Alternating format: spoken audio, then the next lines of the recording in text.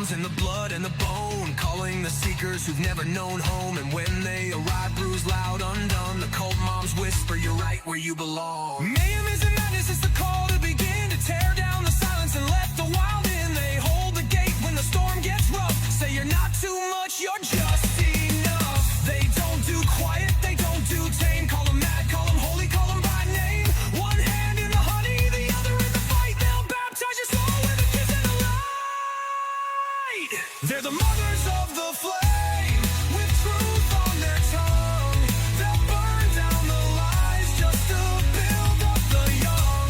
Fiercely loving, raw and real, no sugarcoating how they feel. They hold the chaos like a prayer.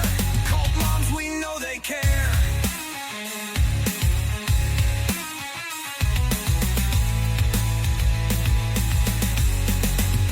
So follow the fire, the howl, the drum. Mayhem and truth, they're where you're from. Two cold hearts, one sacred spark, lighting up this holy dark. They're the mothers of the flame, with truth on their tongue. They'll burn down the lies just to build up the young. Fiercely loving, raw and real, no sugarcoating how they feel. They hold the chaos like a prayer. Cold moms, we know they care.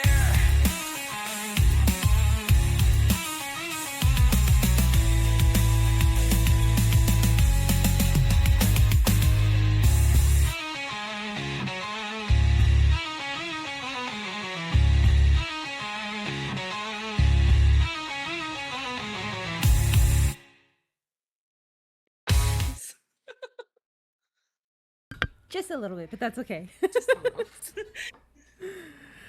Oh man, that song is so freaking good. So good. I want it Okay, as so my obviously we ringtone. need- I could probably help you with that. Okay. But Yeah. we need a audio check. Can everyone hear Remy on mine and vice versa? Testing, testing. 1, 2, 3.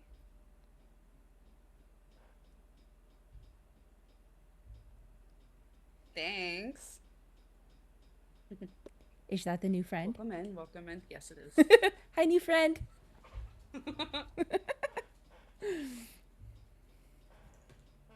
Anyways. All right. Well, I have a visitor this Dummy morning. sounds low. Apparently, I sound low On mine? No. Yeah, they're typing in your chat on that one. Weird. How about now? Test it, test it. Gummy, you would need to speak. Yeah, my bad. That's You fucking idiot. Look, I've had a morning, okay? Oh. Is that better, Zeus. Vivi? You can't hear Gummy. How the fuck? Wait, you can't hear Gummy on gummies? I swear to God, my Do you mic have her settings muted? changed again. No, fucking OBS changed again. Jesus Christ, I just streamed I just streamed yesterday, and you're gonna tell me shit breaks overnight? Like, make it make sense. You have a little guest star today. Okay. His name is Zeusy. He's being all cuddly. I think we're gonna get hit with some storms today. Jealous. It never fails. Gummy. Okay, listen. You're right. So, you guys remember how awesome our mugs were last week? You want to see what I got? Look it! Look how good that freaking looks. I'm so I excited. am obsessed. I'm Siren, so I know jealous you're probably mine's not still here. sleeping, but thank you. I went to go write all my stuff in it today because, guys, I have a lot of topics I feel a lot of us can like relate with today. So I've got Slayer. Don't be rude. I'm not cursed. Got a lot of topics today that I was gonna I was so excited. I was gonna fill my notebook in and I was gonna have it. And it's gonna be good to go. But no, I have to work off my phone today because apparently my children have taken every single pen, pencil, everything, and it's just gone. Hello. This is why Hi, Kitty. I have an abundance I.e. of our pens streamer of the week. on standby. So I had this little Tupperware box thing, and it like closed and everything. It's fucking, the whole thing is just gone. Like, I don't understand. But yeah, Kitty is our streamer of the week this week. Ugh. Okay, let's see. And an awful mug that he's thrown in the bin. Listen, You I know was what? trying to cover Listen. like whose name it was. I mean, Listen, I when we get you a new Cult Mums Look. mug, a new Cult Mums, I can't fucking talk. I had this one, okay, which also has like pens and pictures of me and like my kidlets and all that in there. But yeah, what like I once Gummy says, once I get the new Cult Mom mug, I'll put the old one where For your pens. hers is and get rid of hers. Like I'll go, Smash it. I will literally record myself smashing it outside. Dude, this is for you, Gummy. Fucking salty. Anyways, so how's everyone's weekend going? Let's do our. Oh yeah, hold on. It's been a great weekend. I had a nice relaxing weekend. My kids have been gone. I didn't have to I don't know if I should even say this, but I didn't have to get dressed once this weekend. What's in the cup? Whose cup? We're both drinking coffee. Yeah, coffee. I'm gonna start shuffling. So we have decided. Oh yeah, we're doing our matching mugs. My Cult Mom's mug. I need to order the new one because the whiting that I added on the lettering makes such a huge difference. Like, it's absolutely wild. No. It's a great selfie. I'm so proud of you, babe. Like when you sent me the message and you were like, I did a thing with like I wasn't picturing that, and it just exceeded my expectations. It was so good. So proud of you, and I love it. Very good picture. All right. So we've decided I'm gonna start doing like a single card pool because we know like everyone loves the card pools and everything. So I'm gonna do like an all over read just for the day. Almost forgot it was the podcast today. We'll welcome Basically, just to kind of set the tone for the day, kind of see how the day's gonna go. We will look into like a daily affirmation type thing because I feel like everyone could use a little bit of I will get a new goodness. deck probably come payday. I'll order something new for like affirmations and everything. So let's see.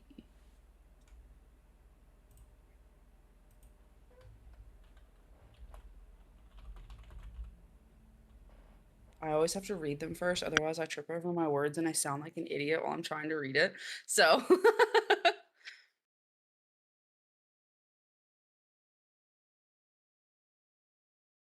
okay, so it's the home card in reverse.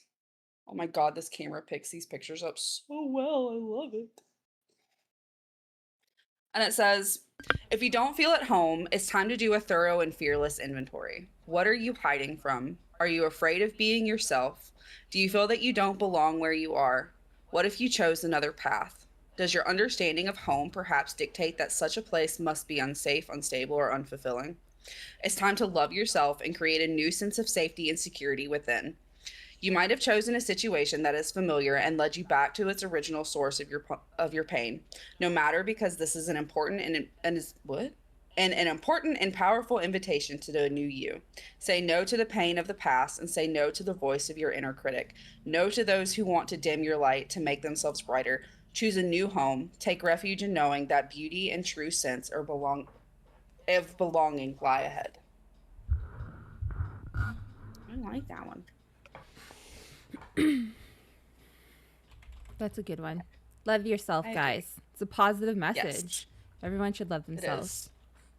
Although I'm the worst one to speak because I have like so many so like I have so many like insecurities and I hate like so many things about myself.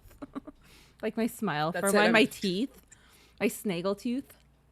I hate my smile too, so. I mean, I would love my smile if I didn't have my snaggly tooth. Okay. I think you're beautiful either way, so. Hi, yeah. So yeah, so what are we going to talk about today, Gummy? What's our topic? So I thought a big topic that we could talk about is the internet, honestly, and that's like putting it very lightly. Basically, what the internet has done to our generations, like, and how we've evolved, because we went from, being in that position of no internet and relying on imagination, friends, and just raw interaction Mm-hmm. to being behind computer screens or phone screens. Yeah. Oh, so let's see. So I do have all my notes. She's got her notes, So guys. basically, I do have my notes today. So I wanted to start off, it's like life before the internet. That's So like great. your childhood roots. So for us, like we had riding bikes, playing outside, talking face to face. There was no phones, there was no DMs, there wasn't, you know, just a text message away. No, You wanted to hang actually out had with to your pick up friends. the phone and call them. And like not even just call them. You had to like call and talk to their parents Yeah, to see if they were landlines. to see if they were allowed to come outside to play. Or because I grew up in the bush to see if, they could get a ride over to my house or like vice versa if my parents could drive me to theirs because I lived relatively far from the majority of my friends. Like I did have a few friends who lived down the same like back road as I did growing up. So and they like one of them lived in the trailer park where my parents live now and then one was just like slightly past the trailer park. But even then like growing up in the bush there was like depending on like the season and all that and my parents were like, well, you can't go out, the bears are out, or like the Yeah. coyotes. So there was always that sense of like, yeah, you need to call up your friends and be like, hey, do you think you can pick me up? There's like a bear roaming around. Like it's not safe for me to bike to your place. Yeah. Well, and it was a lot too. Like our parents, there was a different sense of security, like growing up. Go out and, come home when the street lights come on. There was I no remember that fear of being a huge being thing. kidnapped growing No. up. There But was zero now, fear. My biggest fear was like the animals. Not that some big bad guy was going to come out to get me or anything like that, but now that's literally all my fears. I'm less afraid of the bears and more afraid of the people because Mhm. we'll chalk it up to social media, like the internet. The internet has ruined me. Absolutely. So kind of bouncing off of that, there was also an importance of having that physical community, like knowing all of your neighbors, being able to walk down the street and being comfortable because like for me, we had there was three of us. Well, there was more than three of us. There was three houses involved. So I had one friend on the corner across the street from my house and then another friend on the opposite corner on the same road. But we were friends with everyone on our street, and it was one of those, there was elderly people outside that we all knew, we all loved, and we also had that sense of security that people are watching out for us Yeah. even when we don't realize it. I have that now. Like I Like, live in a solid neighborhood. I'm so glad I moved here when we did. Because I've been living here for like Arya's, she's gonna be 11, almost 11 years. It was 10 years on actually the 15th. We moved here July 15th of 2015, so it's been 10 years that I've lived here, and I love my neighbors. Like the neighbors beside me, to like this wall here that you see behind me, amazing, truly, truly amazing. The sweetest couple. Like I don't want to call them elderly because they're not that old, but they're older. And then the ones like behind me, they're like an elderly couple. I don't really get along with her because she was like up my ex's ass. She was like all about him. So oh, she that's couldn't gross. see like the toxicity that he was. So like when it Hmm. came out that like, he was an abuser, she's like, "Oh, I don't believe it." Well, good for fucking you. Like, I most hate people like abusers, that. well, this is the thing is like most abusers will put on a show in front of people, be like sweet as pie, but you don't ever know what's going on behind closed doors. Yeah. So anyway, so she doesn't like me ever since like I kicked my ex out and all that stuff. But like her husband, Fuck that bitch. him and I get along. If I need like tools or anything, I literally just have like free access to his garage. I walk in whenever I want, take what I need, put it back. And then same with my neighbors like across the street. It's the same thing. I have free range to their garage. If I need anything, I go in there. Like I just, you know, shoot him a text and be like, hey, you know, I need this, this, and this. Is it okay if I go grab it? Or he'll bring it over and he'll fix stuff for me. Like, all my neighbors, that's how communities are supposed to be. All my neighbors have my back. Like my one neighbor, when my house was on fire, he like stopped his truck in the middle of the road, ran across, because like I had no idea my house was on fire because my stupid neighbors caught the back of it on fire. But yeah, so me and my kids, and Arya was a baby at the time, had no idea the house was on fire. He stopped his truck in the middle of the road because he saw people like rubbernecking at my house, and he's like, why are these people looking at, you know, my name? House. And so he stopped and looked, saw that it was on fire, so he just like jumped out of his truck. He ran over. A few of my neighbors saw him run over, so they came running. They all got me and my kids out of the house, and you know, my neighbor grabbed my garden hose and started putting out the fire while someone else called 911. And yeah, like they have my back, man, no matter what. Like they look out for me and my kids. I have a very similar story to that. Like a very similar story, except it wasn't a stupid neighbor that caught our house and our fence on fire. It was my sister trying to sneak smoking a cigarette outside of her window. That's how our house caught on fire. My fucking neighbors threw his cigarette butt in a plastic fire pot that had like paper in it. Like, hello. Idiot. My sister threw it on outside her window, and my thing is like, we've lived here for how long? You know, there's a fucking wood pile right there. Yeah, it caught our siding on fire, and siding catches so quick. The worst part about it, she threw it out of her bathroom window. Oh my gosh. So instead of the toilet, you're gonna throw it onto our wooden fence and our wood pile? Fucking idiot.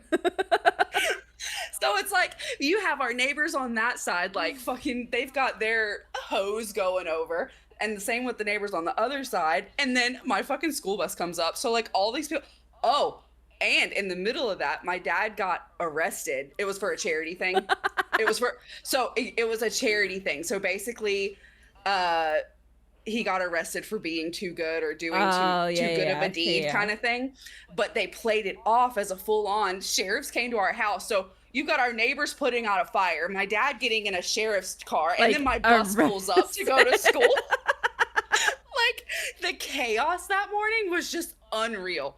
But like, and the thing is, nowadays, like, I love, you know, obviously your neighbors would do that.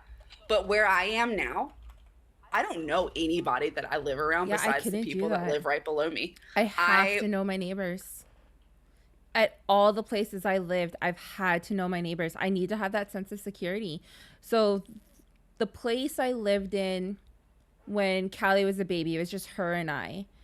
I lived in a basement apartment. My friend's dad was my landlord, thankfully. So I had a pretty good relationship with him. So like whenever someone new moved upstairs, like he made sure to like kind of give me their background check, because like he knew that I was, fair enough, mind you, he knew what I went through with like Callie's dad, because obviously, you know, he's seen it. So like he knew the state that I was in, and you know, he knew that for like victims witness and all that stuff, I needed all of this information. So he was really good with that. And then like the neighbors across the street was my friend's grandparents. So like he was over like all the time, and whenever he would come over to visit his grandmother, he would always like walk over and make sure like everything was good around the apartment building, made sure like everything was fine for Callie and I, like there's no suspicious behavior, because like my ex was psycho. And then he made sure that like all of like the like her neighbors also kept an eye on like Callie and I when we lived there. Like it's, I don't know, it's just no matter where I go, I have to know my neighbors. I need to like befriend them. I need to have that sense of security.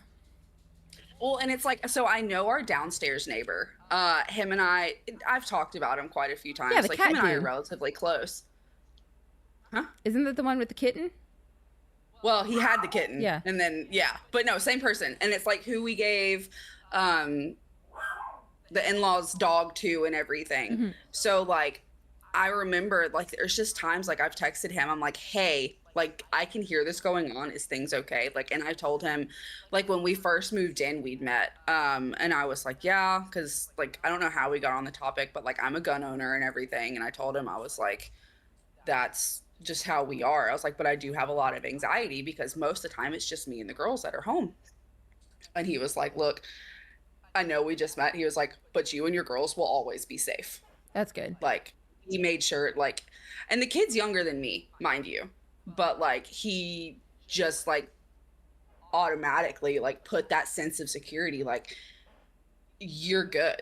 Yeah. Like, he's installed cameras. He's got, not to mention, like, one of his pit bulls was basically Lily's dog. Yeah. Oh, you can see my mouse. So, you know, it's just like I may not know everybody, but sometimes just knowing that one person can give you a whole new sense of security being somewhere new. And like we've been here a few years now, but it's communities definitely, and I think a lot of it is internet based because nobody talks to fucking anybody in person anymore. Yeah, see, I tend to still try and have that like face to face thing because as much as I'm into the whole like Discord, being in VCs, you know, internet, I'm still very much like an old soul. I love the face to face. I love talking to people in person. Like I was cutting the grass the other day, my friend came and picked up my kid. Didn't know she was coming. She just pulled in my driveway. But so I went and talked to her for like a couple minutes and like had a conversation, all that stuff. Like, you know, it's just, I don't know, it's just one of those things where I like to still have that connection with people. I don't want to lose the connection to like the quote unquote like real world because like most of my life is online because, you know, it has to be because that's where my relationship is. I'll consider Discord like my job, you know what I mean? So technically my job's online. But every now and then, I don't know, it's just nice to have that face-to-face connection with people and like talk to people in the streets. Like I'll always wave to people walking by, like I'll say hi to them. Well, you heard it probably when I was walking the other day that you know, it's just how we are here in Canada. When someone walks by, you're just like, hey, good day, how are you? Don't know the person from a hole in the ground, but you still have like that interaction. And I'll never give that up. Never. Yeah, well, and it's like there's also that possibility because I mean, we had that internet outage across the nation a couple months ago. Yeah. Granted, yeah, it only lasted a few hours, but that can happen at any time. Yep. And it could go on days. Although to be fair, I'd be months, fucked like, considering I know. got rid of my house phone. Because like my phone didn't work. My phone didn't work when that happened. Like I had nothing. Yeah. It's crazy the dependency that we all have on the internet now. Yeah. That it's become a thing. I mean, that's like the only thing I have in my house. I got rid of my, well, I still have my TVs, but I'm saying like I used to have like the packages where I'd have like cable and all that stuff. I don't pay for that anymore because I just get all my stuff online through like Amazon Prime or Netflix or Disney. Like it's all streaming basis. Yeah. I don't. Well, do and my it's TV. like, obviously the world ran forever and ever and ever without internet before, but it's like people don't have those skills anymore. Kind of like something I have mentioned later is like we've got that kind of the in-betweeners generation of like we grew up like not our having the internet and even then, but like I was saying, like more of our generation is like we grew up with not having it at all, and then we evolved and grew up with having the internet introduced to us at a young age. Yeah. So not only did we have kind of like the street smart, because not everyone could also afford having internet and phones and all of that till many years later. Definitely like a privilege if you had the internet at home. Absolutely. I had the internet at home. I had it when it was like dial up. Yeah. So there's that. What was my brain like stopped. The bridge and the gapping for like the in-betweeners and stuff like that, like how like it's evolved and how we'll say like my parents' generation, like they don't understand the internet. So like I get calls on the daily of my All the mom asking me time. like how to do things. Like, oh, how do I get my Facebook back? Well, what do you mean? Well, it's not working. Well, it's not working. Oh, the homepage won't work. Mom, I don't work for Facebook. I can't fix that. Like, I don't know. I'm sorry. Did you try turning it off and back on again? Like it's just Like- simple things like that that they don't understand. Like just because, you know, like I'm tech savvy in their eyes, which guys, if you know me, I'm fucking not. Like at all. Like yeah, she'll call me and be like, "Well, this isn't working." Well, like contact the company then because I don't work for them. I don't know how their sites work. Like yes, I could help you with you like, you know, setting up your phone and logging you into like certain websites and stuff like that, but I can't fix the website itself. Like I don't work for them. Like that's not how it works. But yeah, trying to explain technology and stuff like that to my parents is so frustrating. And there comes times where I'm just like, Mom, call my sister. Like, call your other daughter. I'm not dealing with this. Not doing this anymore. Without being there in person to explain it over the phone. Hard.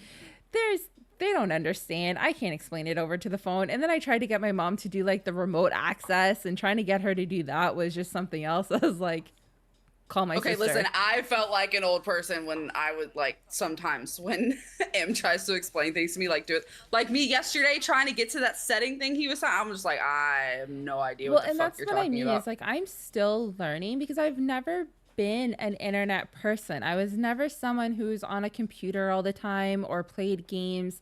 I was an outdoorsy person. So like being in my whatever age that I am, not telling you guys, I didn't use the internet. Like I'm only now just learning. So like this is still new to me. So there's times where I feel like my mom and I'm just like, you're what now? Like I do what? How do I do this? Fuck off. Mayhem's trying to blast my age. Yeah, so also Mayhem did say in chat growing up without social media was amazing. It was. I will say that's exactly what I was about to address. Such an amazing child. But even then, even like my 20s, I didn't have social media. I didn't like I had Facebook and all that stuff, but I wasn't actively using my social media. I was such a like in the moment type of person, go out and experience the real world rather than looking at it through a computer screen. Yep. I look 25 like, because I am 25. Just saying. So part of like kind of going off of that, because I did mention like in my stuff here, I was like the rise of social media and like probably about the roughly mid 2000s. Like you'd have your MySpace top 8 drama, like, and it's something you wouldn't even know. Like you would just think that you're best friends, everything's good. Someone makes a sideways comment that you may not even know about, and all of a sudden you're no longer on someone's top friends, and you're like, what the fuck? Like there was no. Once that kind of stuff started, I think that's where like the keyboard warriors things kind of happened. Yeah. Like, because I will say like growing up, I had MSN and like AOL. What was it, like Yahoo chat or something like that? Yeah. Those are like the only things that I use. And I kind of use like MSN as kind of like my outlet to express like how I was feeling, you know, with like your personalized statuses and you're like, oh, I'm gonna out myself so hard here. Like your emo face you're good. With the pictures. Like listen, that's exactly what I was about to say. Oh my gosh, guys, I was so emo in high school. Like, but like a preppy emo because I didn't. Crazy, you guys would never know this about me, okay? I never used to wear black. Never. Now that's all I wear is black. I used to be like bright pink, bright yellow, fucking Barbie looking style bitch, like preppy, but yet we would emo. Not have liked each other. But no, here's the thing. I was still like the emo kid, the punk kid, but I dressed like a prissy Barbie badass bitch. Like I don't know how to explain this style. It was very, I don't know. But But it was very, very weird. Again, you would never know it by looking at me now because literally every shirt I own is black. Felt. See, and like kind of I dealt with the same thing, except I was very much the weird emo kid that everyone kind of like stayed away from, that ended up being popular because like I was in sports and like student council. I was involved in everything. Oh my god, like, I was popular, but all for like the wrong reasons. Only because guys wanted to get into my freaking pants. That was it. Like it sucked. I mean, same though. Don't talk about that. So there was a comment that got said, do you think social media is more toxic for children growing up or even in adulthood is still just as bad? And someone responded, said, I'd say worse for kids. They don't know how to deal with that kind of online abuse and sadly sometimes ends in tragedy. Yes. Very, very true. I will say, and I'm not going to name names because I know my friend's not going to appreciate it, but she has definitely pulled her kids out of school because of the bullying through social media. So it got to a point where our kids at a certain age, everyone in their class had cell phones and everyone had like Snapchat and all that stuff. And that's how the class would like communicate after school. They'd be in like this big group chat on Snapchat and like Instagram and all this other stuff. So, being a mom, you don't ever want your kids to feel left out. You don't ever want your kids to feel like misplaced because they're all trying to grow. They're all trying to fit in, and you're trying to do your best to help your kids, like fit in and, not be bullied. So you kind of give in to the peer pressure of like giving your kids a phone or a tablet so they can have these outlets to talk to their friends. It was a mistake. The amount of like inappropriate conversations that were being had, the amount of cyberbullying, like to the point where cops may have been involved or should have at least been involved because it got to be that bad. Like kids feel that they can say and do whatever they want online because it's online and there's no repercussions to it. 100% there's going to be repercussions to your actions. I don't know if this is even supposed to be or allowed to be said on Twitch, so I apologize, but suicide rates in teens is so high right now because of cyberbullying, because of social media, because it doesn't matter where you are, your bullies have access to you. No matter what. Like, what movie was it actually called? Cyberbully? Yeah. That movie was rough, but it's crazy now because you watch that and you're like, no, there's it's not that big of a deal. But then like you get older and you see it more and more and more, and you're like, this is disgusting. Yeah. Like there's no reason for it. The thing is like growing up when I did, I got to leave my bullies at school. There was no way for them to follow me home. There was no way for them to have access to me at home. The only way that they could have gotten to me is by calling me on my landline with my caller ID. So then I know who you are. And there's actually like that footprint of you calling me, like that proof where it can't be fucking deleted on your end because, Snapchat doesn't keep its messages or, you can just delete text messages to like fit your narrative.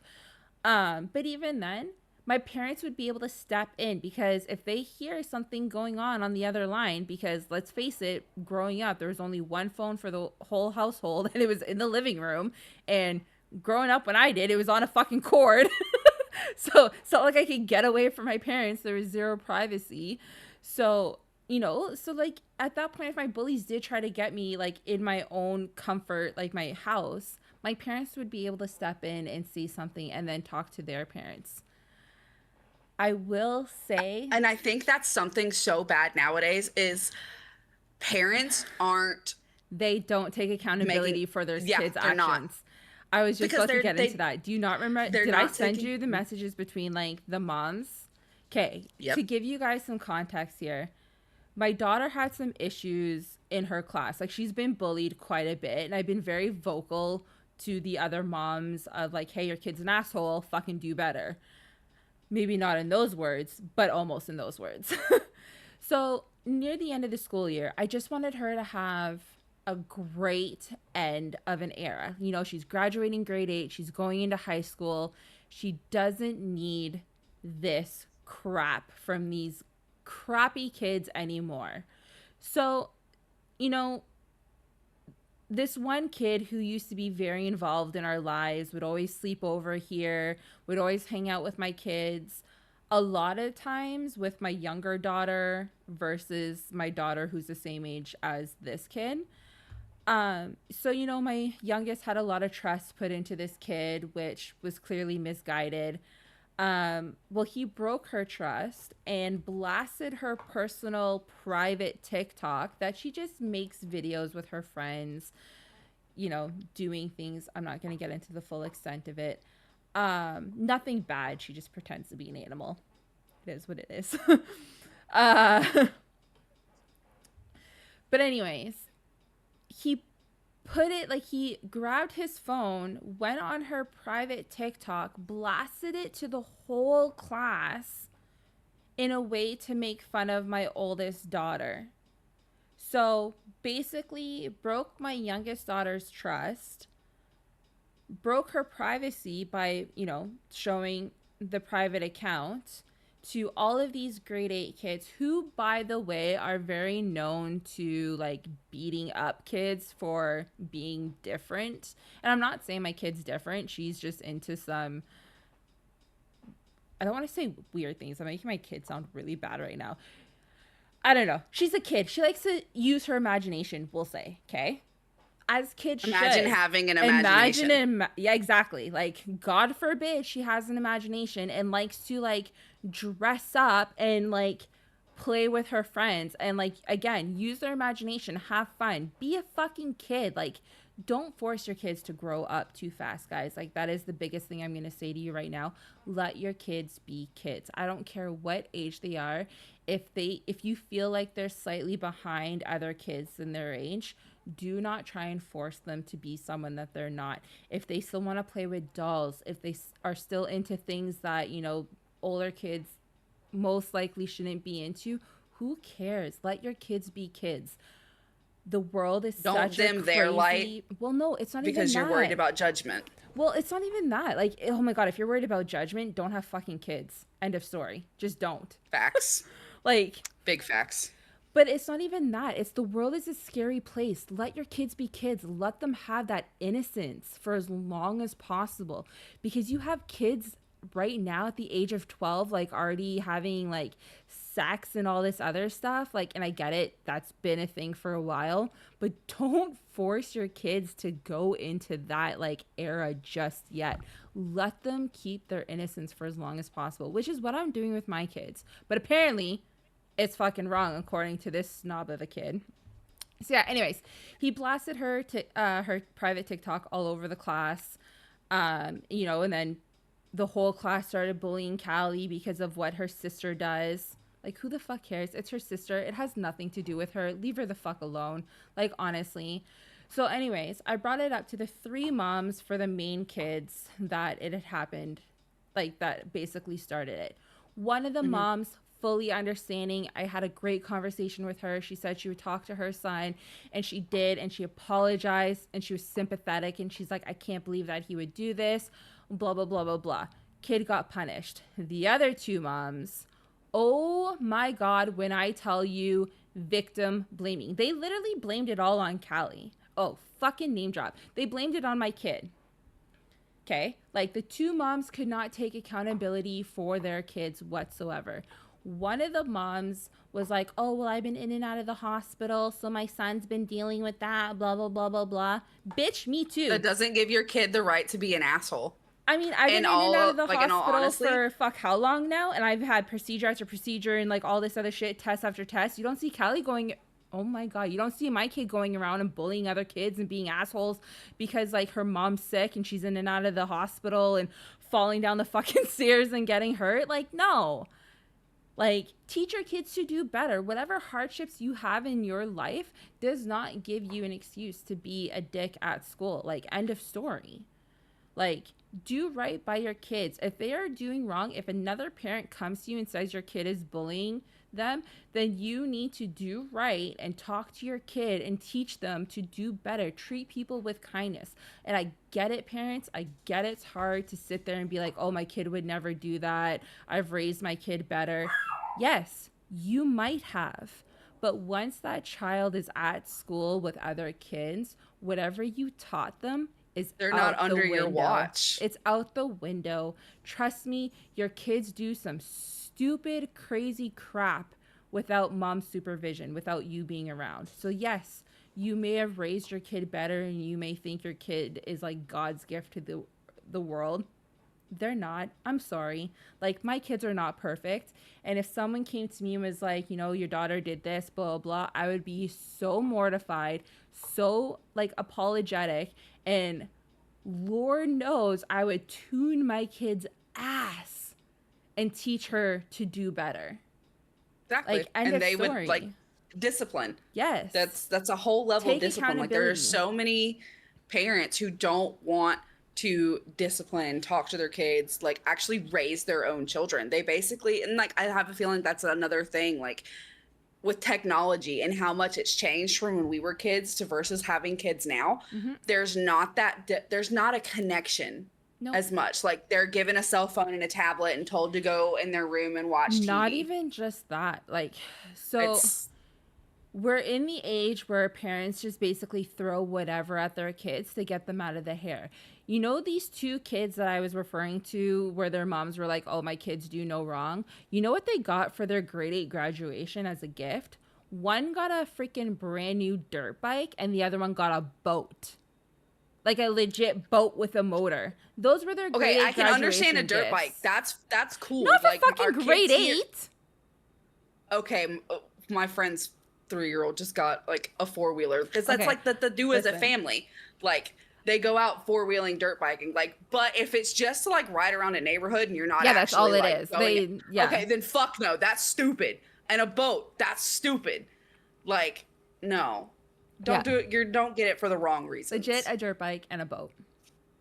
That's wild. Imagine getting someone who's like what 12, 13, a fucking You know what boat. my daughter got? Wow, words. You know what my daughter got for her grade 8 graduation? A freaking nose piercing. Yeah, my kids are getting their ears pierced for, you know, going into 2nd grade in pre-K.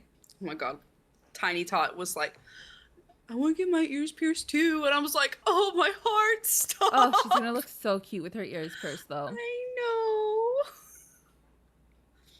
It's so cute. I think we're gonna try to do it next weekend. So if I'm not around next weekend on Saturday, that's why. Should record it. I will. I'm gonna do it. I think because I'm wanting to really get into the Cult Moms TikTok thing. I'm gonna get it all set up today so we can start posting clips and content on there and start doing because I know you wanted to start doing your vlogging on Instagram, so I'll start doing my vlogging on TikTok, and it's gonna be a lot of fun. And yeah, I think that is going to be. Start vlogging. I don't leave my same. house. Like, I don't so either. hard. Like, okay, I'll leave my house to go for a walk, but like my neighborhood's boring. Like, what am I gonna show you guys? Like, it was so much easier when I had a vehicle to do this shit. Honestly, same. Like, with my transmission being stupid, like I technically don't have a freaking vehicle now either. I'm so mad. Sorry, I'm just my heart. Oh no. What is it? Just sent me a picture.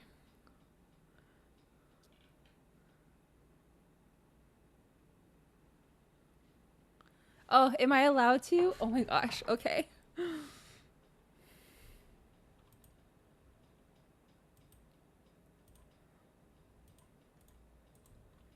Let's see.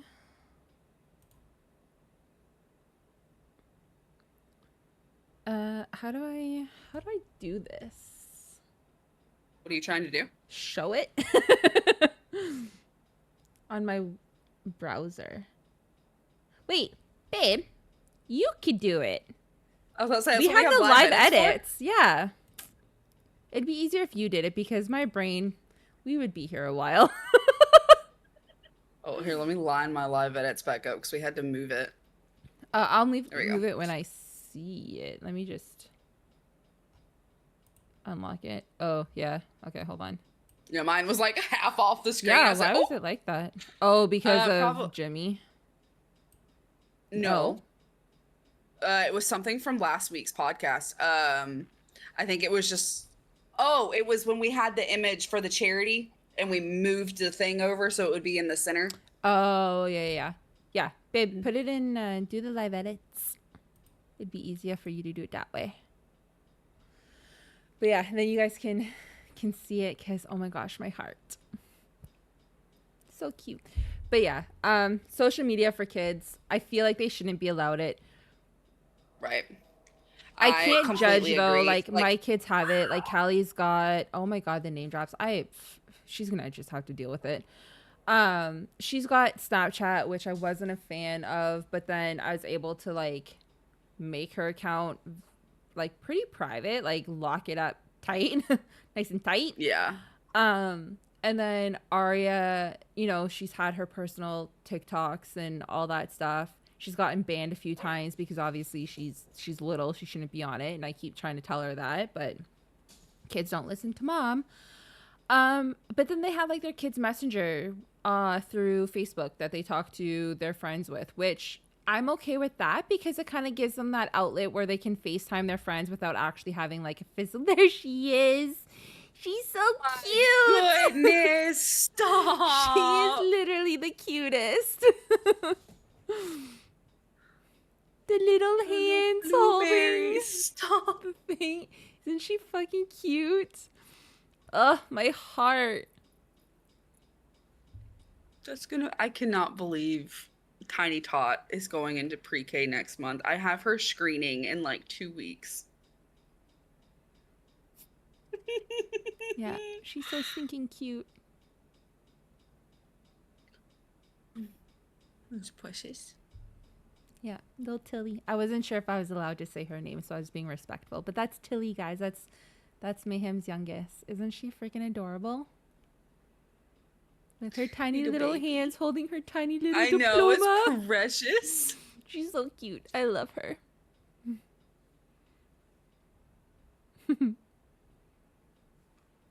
She's so fucking adorable. Okay, so let's go into... Because I feel like we've kind of touched a lot or some on the mental health and the internet.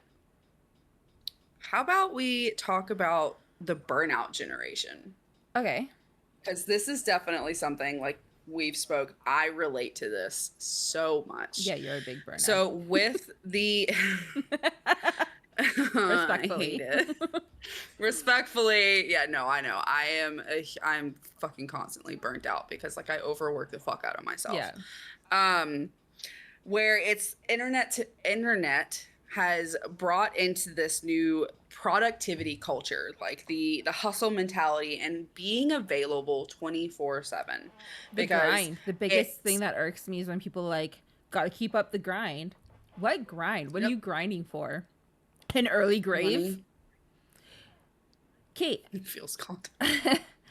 So, and I guess part of the reason why I'm saying part of this is like this generation was the first one that saw the work-life balance absolutely dissolve. Our parents and our siblings, depending on how old they were, and grandparents and all that, they got to see the 9 to 5 hours. And when they got home, there was no more work. There wasn't emails coming in at 10 o'clock at night. There wasn't calls. Hey, I need this fixed before tomorrow morning. Mm-hmm. Anybody who hangs out with me in a Discord call, even on the weekends and at night, I am always getting work messages. And I always am in this position. Like, I've seen it. They've reached out to me. Now I have to do something about it, because if I don't, I'm going to forget.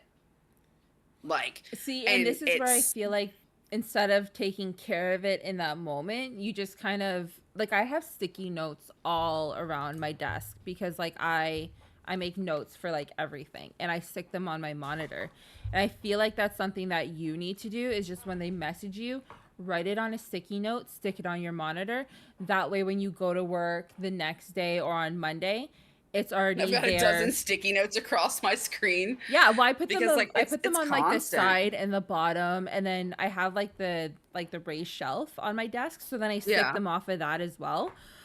But yeah, I Yeah, feel I like that's definitely what need to you look need to into do doing because something else. you also need to set boundaries between your work life and your home life, because you let work take over. Like, and I know it's because you want to make like a good impression with your boss, because you know your boss is kind of up and down, hot and cold. But at the same time, you don't get paid for the extra time that you put in. She doesn't respect you more for doing it. She doesn't applaud you. She doesn't give you head pats or anything like that. Like, it's not like you get anything for doing it. So you need to learn to set boundaries and be like, listen, I work from this time and this time. You have people literally working between those hours. Get them to deal with it.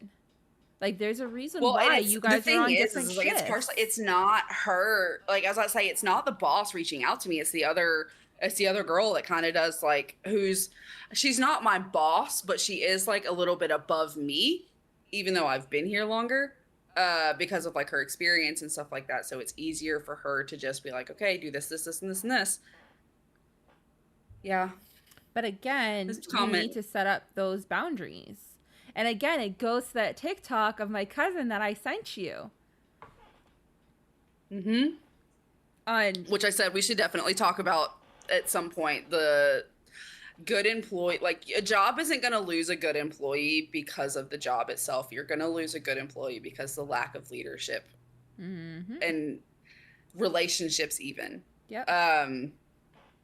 Fake, like, empty promises to help fix things, do things, not getting paid enough, accusations, verbal abuse. Like, that's why you're going to lose good employees. And yes, I may or may not be naming off things that have become an issue very much the past week.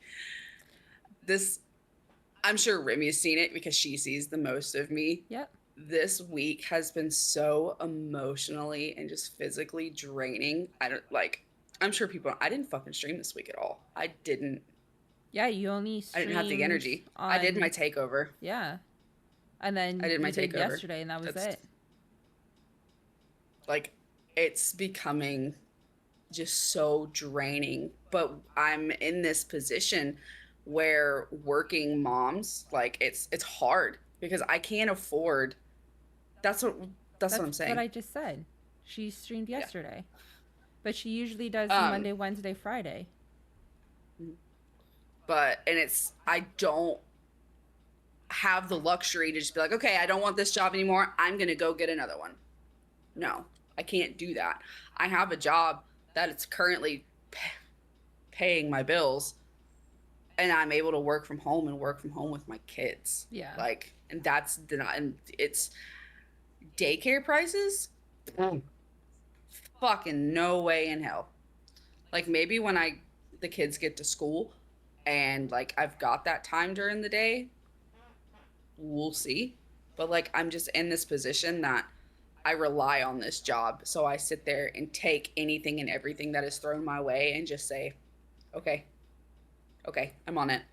I'm sorry, I fucked up. I'm on it. I'll fix it. But like, it's again, you still need to set those boundaries for when you're off work, because unless they're going to start paying you, for an hour overtime to do those things. Oh, but that's stealing hours. But it's not, because they still want you to work. So that's stealing your time. I know. They can literally shove it. Like, you're not getting paid for that, so you don't have to do it. And you can't get in shift for not doing it either. And if you do, well, then you need to call like the labor board or whatever it is you have in the States and start making complaints. Because your boss definitely takes advantage, and it's not right. I don't know. I'm a hard ass for shit like that. Like, I don't agree with like half the shit your boss does, or half the shit that she puts like her employees through.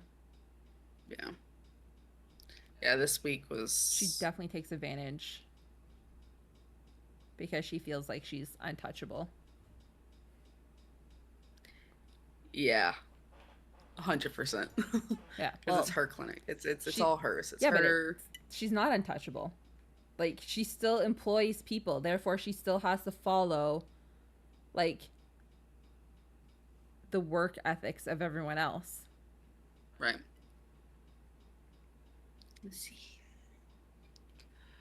Remy, how do you think balancing raising our kids in the digital age is? Kind of go back to that a little bit. It's hard because going back to kids relying on like social media and stuff, like kids nowadays don't like being bored. They don't like not having anything to do. If my kids are quote unquote bored, then they'll sit and mindlessly scroll through like YouTube and TikTok. Like doom scrolling. Yes. Yep. It gets to 100%. The point where I literally have, and I love parents, if you do ever cave and get your kids phones or tablets, there is an app called Family Link, and you can link all of their electronics to this app and lock them whenever you want. You can set time limits on every app on their device, and you can set like it will unlock at this time and lock at this time. So during the school week, their phones would lock at 8 p.m. and unlock at 6 a.m. because like Callie leaves for school a lot earlier. But yeah, like the Family Link app helps so much with, you know, helping them learn a healthy balance to their phone and then real life. But the biggest thing is like they don't want to go out and like play or use their imagination. Like I, growing up, kids these days honestly barely have imaginations anymore. They don't. It's really hard. And unless they have other people to bounce off of, then they're stuck. Where me as a kid, and I guess it was different because of where I grew up, I didn't have other kids around. Like my neighbor was my uncle, which was like 1.5 kilometers away. You know what I mean? Like I grew up in the bush, and I grew up like far away from people. Like we had like 2 acres of land. So like I didn't have neighbors. I had trees and bears and wildlife. So like if I was bored, I couldn't just be like call up one of my friends and be like, "Hey, come over, I want to play." No, I had to go outside and play by myself. I had to create things for me to do. So I would use like leaves and twigs and make potions. And my parents had this really cool, the way that our house was, we had a really big hill dividing our house, like our property, and then my neighbors. And in that hill, there was like this rocky area that I would love to climb. And there was always like loose rocks. And there's a cool little area for me to sit. And in the rock, there's like this natural, just like cauldron looking like hole. So I'd always use that to like make potions, and I'd grab like a big stick off one of the trees, and I'd sit there like stir my cauldron. Yes. And so I had something very similar. Okay, I didn't live in the bush. All right, I definitely lived like a mile from downtown. Oh yeah, okay, I was a bush girl.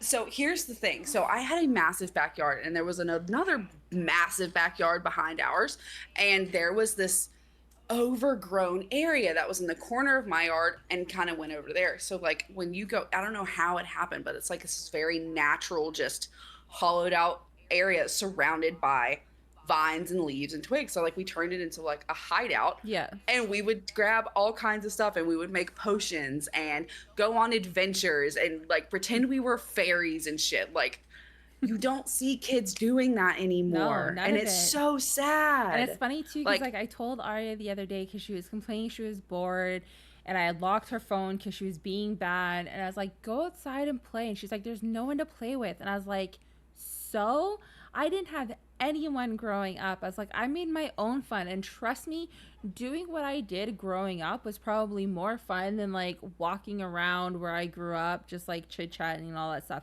because I got to do what I wanted to do. I didn't have to live by someone else's like terms or like what they wanted to do. I don't know, like kids suck. Like they don't have imaginations. Like the biggest thing is my kids, they do like painting, so, and tie-dyeing.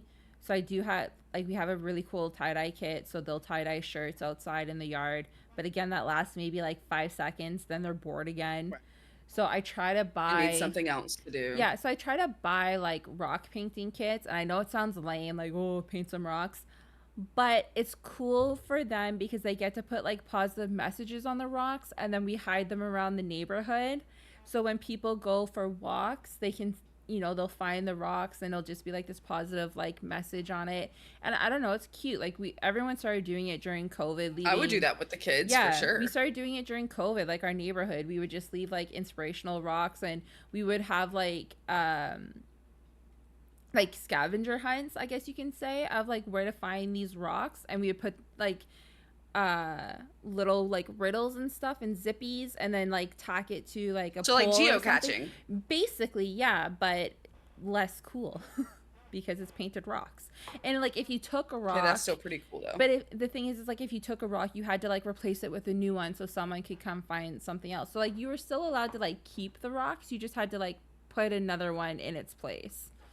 Yeah. But yeah, like I think that's really cool. we would do that with the kids because like I don't want them to be glued to their phones. I want them to experience life, and I feel like kids aren't experiencing anything anymore. I feel like they're so glued to their phones that life is just And passing them by. Passing by, and you're missing so much. And that was another one of my points, was the beauty of connection and information. And basically it's, are you in the moment, or are you just so focused on being available and being, Yeah, definitely. like, I you feel miss like so much. I feel like recently, because of, like I feel like I'm constantly looking at my phone when I'm out.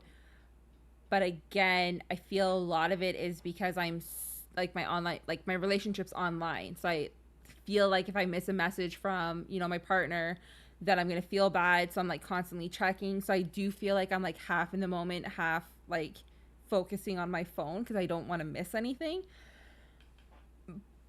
But before my online relationship, I was put my phone away and never look at it. I was in the moment, 100%. I would have it for pictures, and like that was it. I didn't have barely any apps on my phone, like nothing. Yeah. So another kind of point I made, kind of going back to where you were saying like you lived in the bush, like it was normal to go out and do your own things.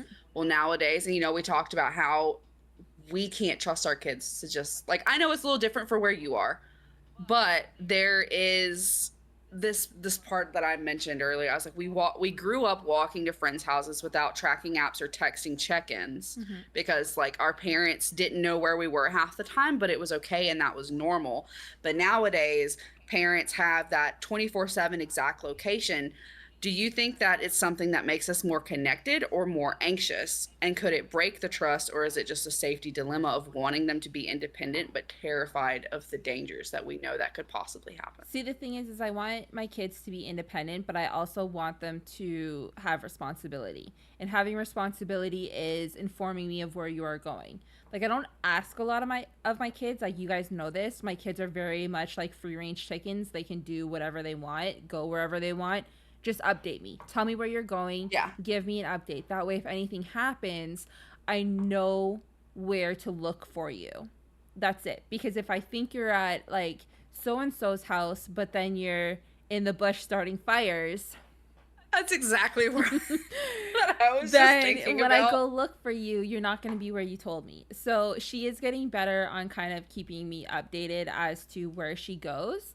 And she's noticing with that, I'm giving her a little bit more freedom to do what she wants. There's limits now as to where she can go because of the whole fire situation.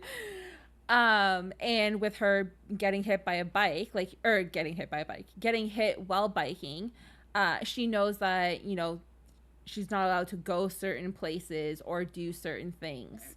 So, but I don't know. I'm still really like tight with my youngest as to what she can do because she's reckless. Yeah. Well, I more or less was asking like you these things because like my kids aren't at that age yet. Yeah. Like for me, you know how bad my anxiety is. They will 100% have Life 360 with us. Yeah. Like, there's no doubt about it. And like, I don't know if that's trauma because of things that happened to me when I was young. The thing is, or like also seeing things online. so But my thing is it's like I have a lot of anxiety with my kids and them not being in my sight because then I'm not in control. I have a thing about control. Um because I guess I was never really in control of my own life growing up. Like everyone else basically ding, told me ding, what I was ding. supposed to do and what I should be doing and like all this other stuff. So now, like, I don't try and control my kids' lives by any means. Like I said, my kids are very free range chickens. They can do whatever they want. I have very little Mhm. rules. It's so laid back here. Mainly because I don't want my kids to feel like they don't have their own life.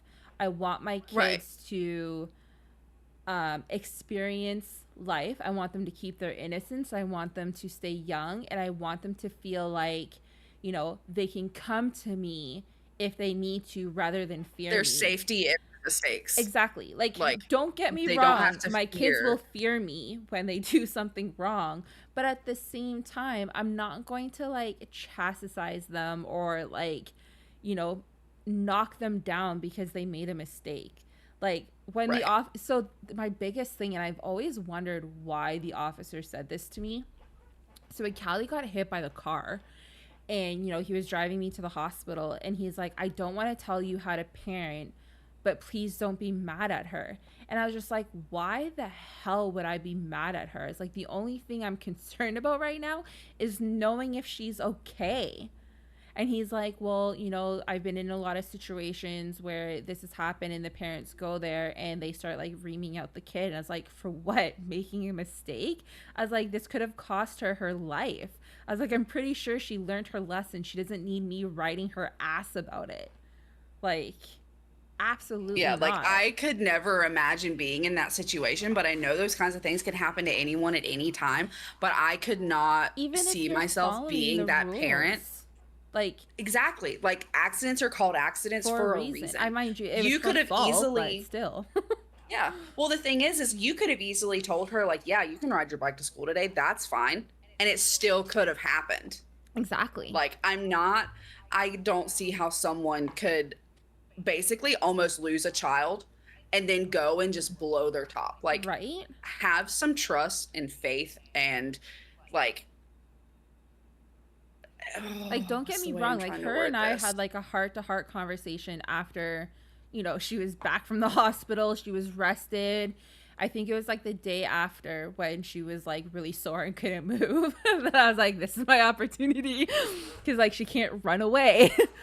So I went into her room and I sat on her bed while she was resting and all that stuff. And I just kind of told her, is like, you need to understand that yes, I would have been slightly upset that you missed the bus, considering I told you were running late and I told you to get your butt outside and all that stuff. But if you would have came in and said, Mom, you know what, you were right, I missed the bus, do you think and then my friend would follow me while I bike to school or give me a ride to school? Absolutely not a problem. Like, yes, again, I would have been slightly upset with her. I just would have been like, you know what, Kelly, I told you so. Like, I don't say these things to be mean or be an asshole. Like, Yep. I say them so you learn. Like, you need to learn responsibility. You need to learn time management. That's her biggest thing, is time management. She can't manage time.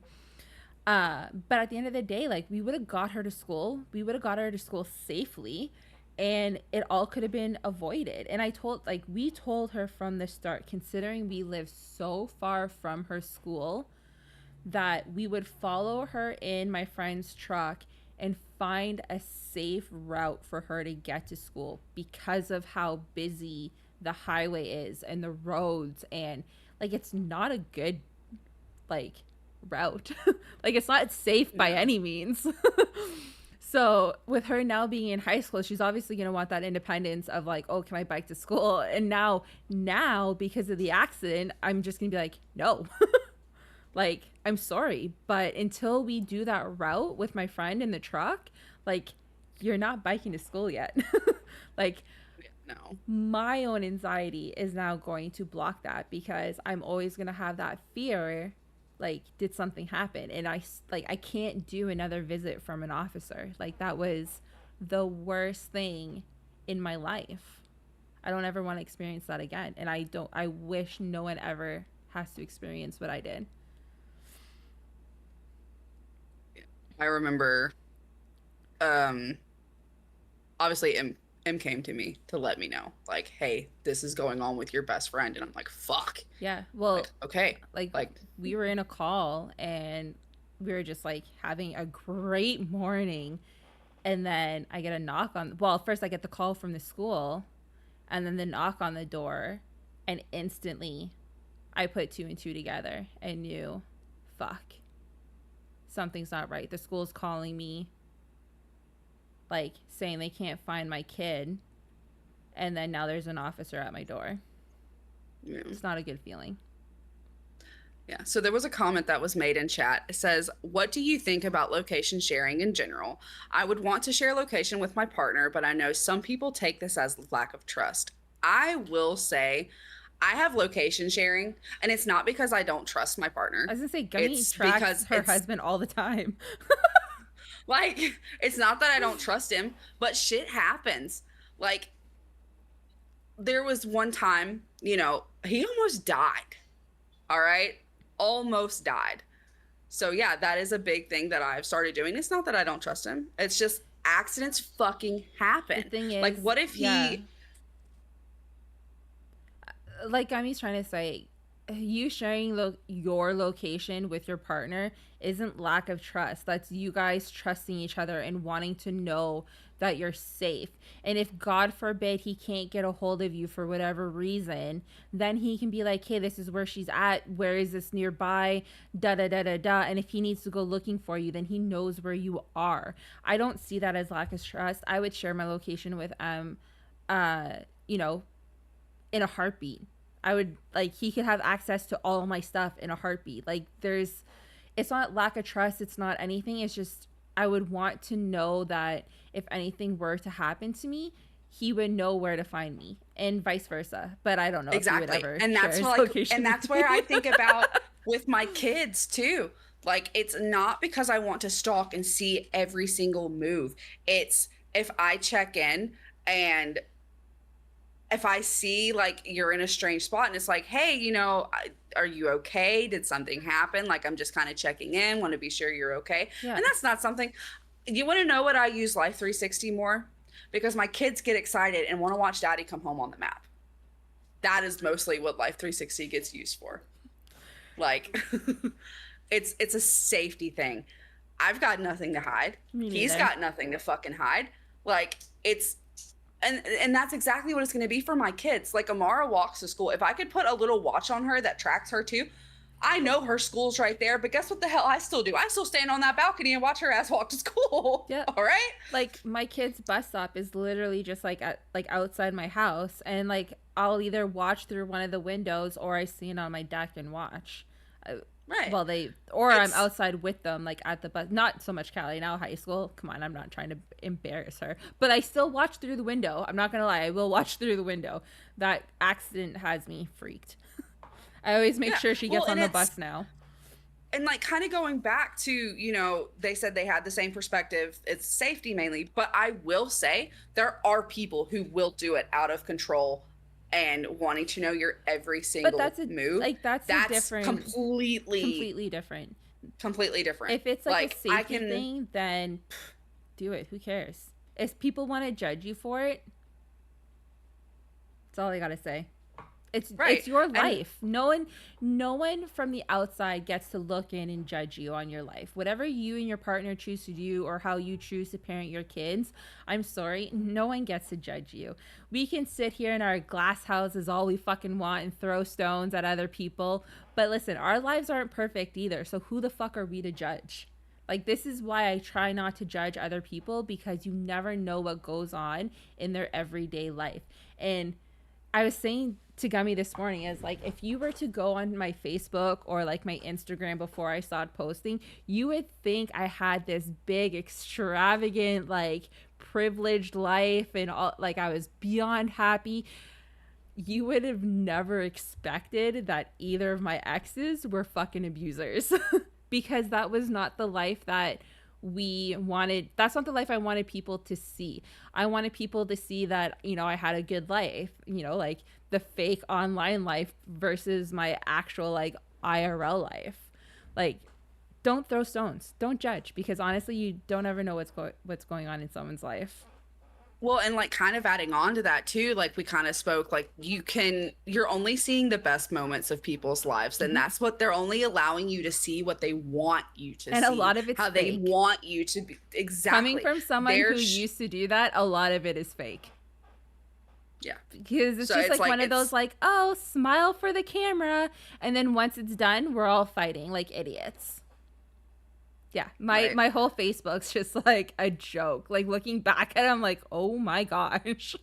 Which is probably why I don't post on it anymore, because I just have no need to pretend to be someone I'm not anymore for people. Like, I'm not here to please you. If you don't like it, too fucking bad. Like my shirt says, don't like me? Fuck off. Problem solved.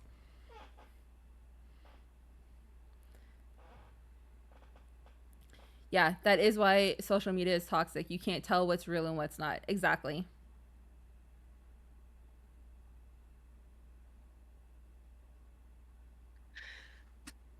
Exactly. So there was a comment that says, it's like those Netflix documentaries where people kill their partners, but online they look like the happiest of couples. Yep. People will only show you what they want you to see, yep, and how they want you to see it. They will not show you the ugly nitty gritties. They're only going to make their life look as perfect as possible. And this is why I get so mad when other people want to sit there and judge me for like leaving my ex and like all this other stuff. Like, yes, he was a saint to you guys. Yes, he would act like father of the year out in the yard when people were watching. But again, you don't know what went on behind those closed doors. You don't know that all my doors have punch holes in them because of his fucking temper. You don't see the mountain of fucking beer cases that used to be on this wall because he was an alcoholic. Like, you don't see that shit. So don't sit there and judge me. And the biggest thing too is he would never discipline the girls if people watched, because it made him feel like a bad parent. So I always had to be the one who would have to like yell at the girls or raise my voice when we were outside. So the elderly neighbors behind me, the girl who I spoke about earlier, who said she doesn't like me because all she saw of me was like disciplining the girls. She didn't see the fights that I would have to like prevent inside of the house. She didn't see that the kids would be hiding behind me because, you know, their dad's having another like temper tantrum, or he's too drunk and he's stumbling around the house, or his head's like plastered in the freaking toilet. He forced you to look like the bad parent. Yeah, so his actions that he actually had were non-existent and non-believable. Exactly. I looked like a bitch to everyone, and I don't care. I don't fucking care. Because at the end of the day, you didn't see what was going on behind closed doors. So yes, in the yard, if I had to discipline my kids or raise my voice or get frustrated, then I was going to, because it prevented later beatings down the road. Like once we were behind those closed doors. So yeah, I'll be the bitch outside, because at the end of the day, I'm saving my kids' lives. So judge me all you fucking want. I do not give a shit. I hope she watches this one day. I truly do. Maybe she will. I'll fucking send it to her. Let's see. Trying to kind of like draw back to notes like each time we finish like chatting about certain things. And it's just like we keep managing to like touch all these different topics. I'm like, shit, like where was I? All right, so let's see. Kind of going back, because this is more, I've got my little point here. It says digital memories versus being present. We take more photos and videos than ever, but are we actually in the moment, or are we trying to record something simply just so we can brag about what we're doing? Like, I think there's some people that will stage and record all these things, but not actually be there enjoying the moment because they're more worried about what people are going to think of their video. How many likes is this going to get? So here's the thing is, and I'm pretty sure you've seen these two videos that I'm going to bring up. My brother-in-law is like into like filmmaking and stuff like that. So there was one summer where, you know, we went to my parents' place and we filmed like an entire day of hanging out in the sun, doing the slip and slide and all that stuff. even though we were still recording with the GoPro, we are 100% in the moment that day. Like, that will probably be a core memory for, like, not just myself, but for my kids. Like, yes, it sucked given that my ex was there and all that stuff. So he's in the video, which I might get my brother-in-law to, like, edit out, remake it, and just, like, remove him. But, like, that day is probably something I'm always going to remember because it was so much fun. The kids were having a blast. I was having a blast. Like, it was just, and, you know, my parents were there. My sister and her husband was there. Like, it's very rare that we all get together and, like, get along and have a great time. So, like, to have that, it was great. And then we have another video, which I love because my ex wasn't there. And it was in the winter, and it was me and the kids, my sister and her husband, my parents. You know, we were sliding. My dad was like, this is going to sound so redneck and so, like, Canadian that I can't even get over it. We were trying to build an igloo. Look, listen. I've tried to do it too. Listen, we got the frozen Tupper butts. The frozen Tupperware to get, like, the bricks and shit. No judgment.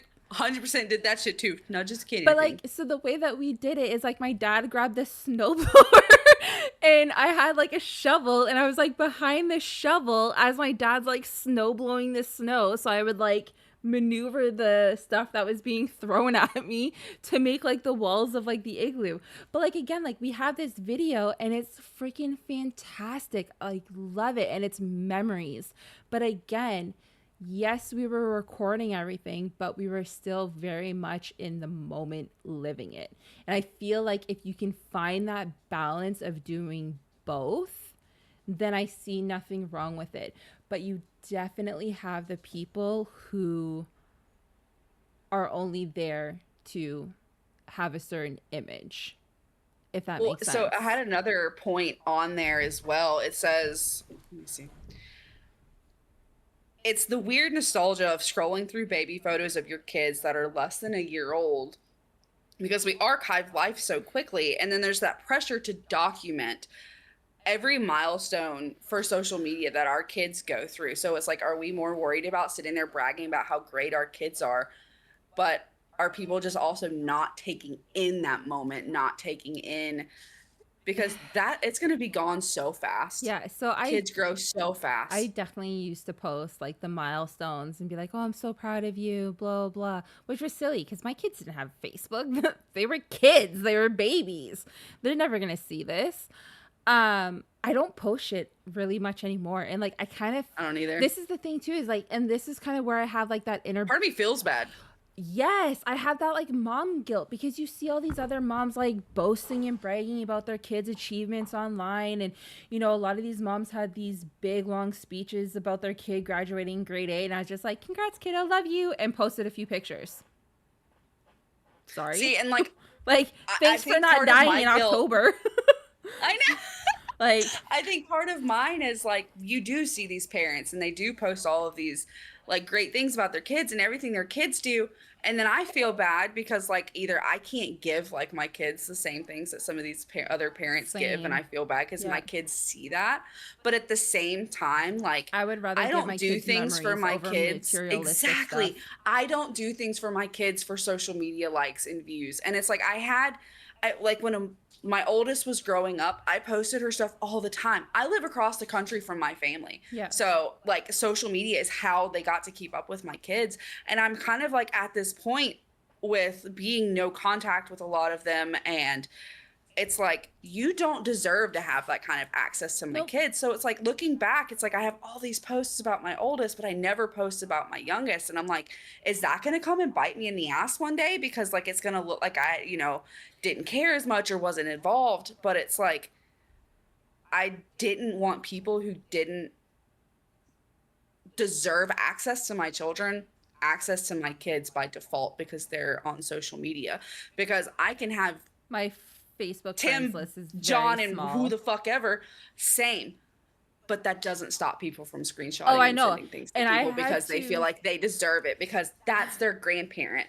Okay, then fucking act like them. My biggest issue I had, and I think this is another reason why I stopped posting to like my social medias. My mom, okay, and this is gonna sound bad because all of my friends now are online. So my mom is like huge into like these, I don't know if you guys have ever heard the website like pogo.com. It's yes, the games? Yes. Oh my God. Okay. So my mom's huge into that. Okay. So all of her friends are like all over the world. And I used to give her shit and I used to make fun of her. I'm like, these aren't your friends. They're people on the fucking internet. Like, get a life. Well, fuck me. Because now here I am. I ate my words so hard. But she would fucking add all of these random ass people on her fucking Facebook and then share photos of my kids. Nope. So I had to yell at her and be like, stop sharing pictures of my kids. She's like, well, family members want to see them. Then get them to add me on Facebook. And if I don't know who the fuck they are, they're not getting on my Facebook. She's like, well, it's distant relatives. I was like, then these distant relatives don't need to see my kids. Like, if I don't know who the hell they are, why do they get to have access to my kids? Like, absolutely fucking not. So I literally made it to like on a point that she can no longer share my posts on Facebook, or if she did, it shows up as like unavailable because I have it set to like friends only. So if they're not friends with me, they don't get to see my posts. But yeah, I absolutely hate that, which is another reason why I stopped posting to social media, because I don't want people to share like my personal stuff. Like, you have no right. It's my life. Like, yes, I post this stuff for my family members that I'm so close with that I don't see very often because, you know, they've either moved away or life. So yes, I will share photos so they can see them, be done with it without having to sit there and have like an actual full-on conversation, because at the end of the day, I don't want to talk to you. But I'll share my kids with you. Well, and it's like, I guess my thing is too, is like I posted a lot of pictures on my Facebook and stuff for like my grandparents, specifically my grandma and my grandpa, right? Mm-hmm. Because any other family member, if you wanted to be involved in my kids' lives, you would be. You all have iPhones. Oh, I used to Skype my grandma before she passed away. And like, she didn't live far. We would too. She didn't live far. It's just, you know, she had a very busy and active life. And see, but listen, that ties in with everything we've talked about. You went from spending that regular time with your grandma to then it being over the camera. Oh, no. We still spent a lot of time together. Well, her and I were together all like the time. It was something that was added in. It's just like that added bit of convenience and fun. Like, you could be spending your day doing whatever, and your grandma could be doing whatever, but y'all are still Skyping together in a way. Exactly, yeah, we were Skyping. And the thing is, too, is like, we used to talk every day on the phone. But then when she realized that she could see us, because she loves seeing her great grandbabies, that was like her biggest thing. She was very family oriented, and I thrive to be like my grandmother. I want to be like half of the woman that she was. Like, with my kids and my grandkids, like, I definitely want to like be like her. So anyways, we would talk every single day. So then when my aunt was like, oh, you know, you can like Skype her and like see the kids, like see, you know, her and the baby and all that stuff. So instead of her calling me for like our daily phone calls, she would Skype, and then I would sit like Callie on my lap and all that stuff. And then if she had things to do, we would just like move our laptops around and do our stuff around the house while we talked. And my biggest thing was I like to be on the phone and talk to her while I did my chores, because it made it go faster. Yeah, I do that. Yeah, it was either her or my cousin Absolutely Amber. I would literally be on the phone for like hours while I would just like clean my house. But yeah, definitely. Oh, I lost my train of thought. Yeah, it's just whoop, gone. It went by. It's like, bye, bitch. Yeah, I know that feeling. Let's see. Is it crazy to think that our kids will never know life without the internet, though? Yeah. Yes, 100%. Like I said, my childhood was fucking great before social media and internet got involved. I was so active, like, yeah. Oh my some God, of it's not fucking, even like the social media aspect of things, it's learning. yeah. Our learning styles have changed so much from, you know, how we learned as kids versus how they're learning now. Well, Like how so, we joked about before we started the whole having to go to the library, yeah. encyclopedias, there was no such thing as fucking Google. Well, so here's the thing, like, and I hate constantly bringing this up, but like, I feel like if my kids' lives didn't depend on social media, they would have had more life skills and more life sense for her to not have done what she did. Like for Callie getting hit by the car. You know what I mean? Because you would know better, considering, like, you know, she didn't cross at the crosswalk and all that stuff. Like, yes, kids will jaywalk, they'll do all this other stuff, but I feel like if kids had more of like common sense, a lot of things would be avoidable. Because, like, look at what her and her friend did, like, in the bush. Again, they do that stuff because they see shit on the internet. I never would have done that as a kid. Never in a million years would I would have been like, especially hey, when you know it's a dry season. Like, oh my gosh. I would never been like, hey, let's go start a fire when, you know, it hasn't rained in God knows how long and everything's like super dry and crispy. But yeah, smart idea. You know what I mean? Like, kids have no common sense because, and like, my biggest issue, and Gummy, I'm sure you have the same thing with your kids, especially with them being so young, is when you try to explain something to your kids or try to have a conversation with your kids about something, they'll be like, well, that's not true because I seen it in a video. I don't care what you freaking seen in a video. Listen, this is one of my points on here. It says, you know, we're raising kids with the tools we had to teach ourselves. I wrote, explaining to your 7-year-old why not everything on TikTok or YouTube is real while the algorithm is feeding you conspiracy theories and mom guilt videos. Yeah, like, oh my God, it's crazy. What was it the other day? And I literally just had this conversation with like Arya, and I was sitting here like arguing with her, and like, I shouldn't argue with my kid. Like, I should know better. Pick your battles. But I have, whenever they bring up like YouTube or TikTok in a fight, I see red. I go blank. Yes. I go into straight rage mode, and I'm like, no. I was like, I have been alive for X amount of years. I think we've been alive longer than fucking YouTube and TikTok. Like, I'm pretty sure I know what the fuck I'm talking about. Blah blah blah blah blah. Like, dude, and the whole thing too. My shit.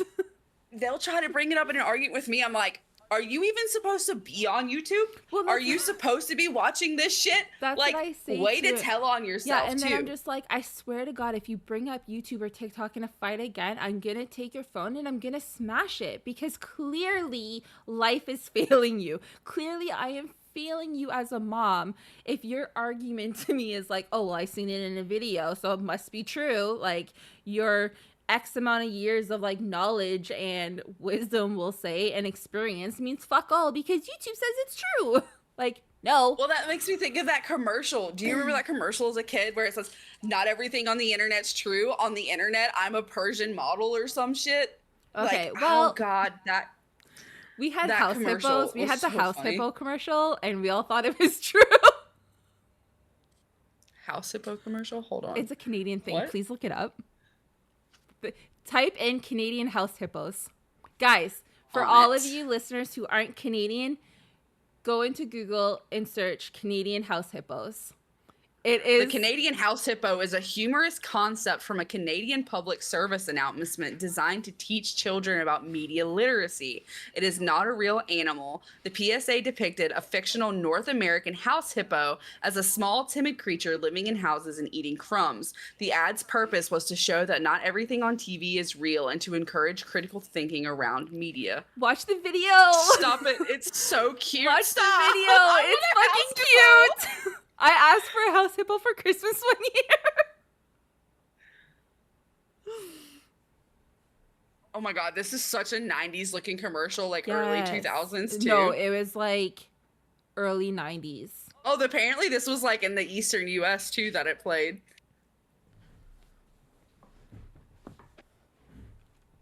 Isn't it fucking cute? I asked for one for Christmas. Stop. But this is what I use for an example for my kids. And like, I literally show them, like, listen, not everything you see is real. Because if it was, we would have a house hippo for a pet. Right? It's so freaking cute. Stop.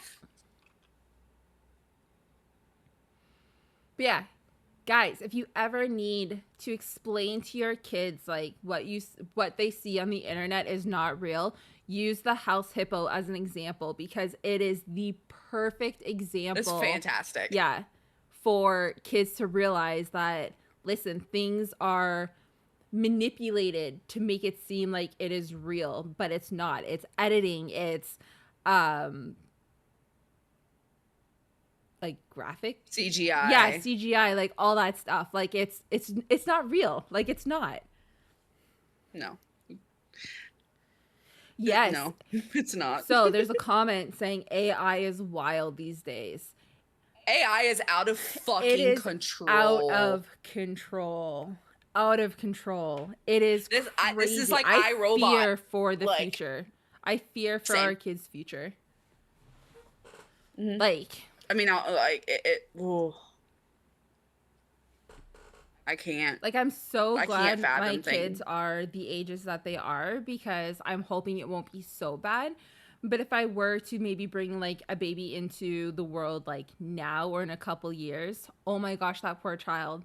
Like by the time it would reach school age, like everything will be computers. I mean, everything is now computers. Like the schools don't have chalkboards. Like, we have smart boards. Yeah, I was about to say, like, with my oldest in school and stuff, even in like first grade, they would send home laptops or have online activities they'd have to do because every first Friday, everything's paperless which I think at our school. I think First Friday is going to turn into like an every Friday thing. So fuck my life. They have distant learning. Oh yeah, which they have their laptops and online assignments that they have to do. And that before it was every first Friday of the month, but I think this year they're switching it to every Friday. No, our school is paperless, so everything's done on like Chromebooks. So each classroom has their own Chromebooks that's like set up in there, and each student is assigned a laptop, and all of their assignments are done through there. Like nothing's done on paper. Yep. Like my kids used to come home with so much paper assignments at the end of the year to like show what they've done and like artwork and all that stuff. We barely get anything anymore. Anything. Like actually, I got nothing back for my kids this year. Now that I think about it, there is no paper assignments or anything like that. I literally just thought of that. My kids brought home nothing. And they used to have a folder of each subject, like math, science, health, geometry, history. I got nothing back this year. So literally everything is computer. Our kid, how do you think I feel having kids in elementary school?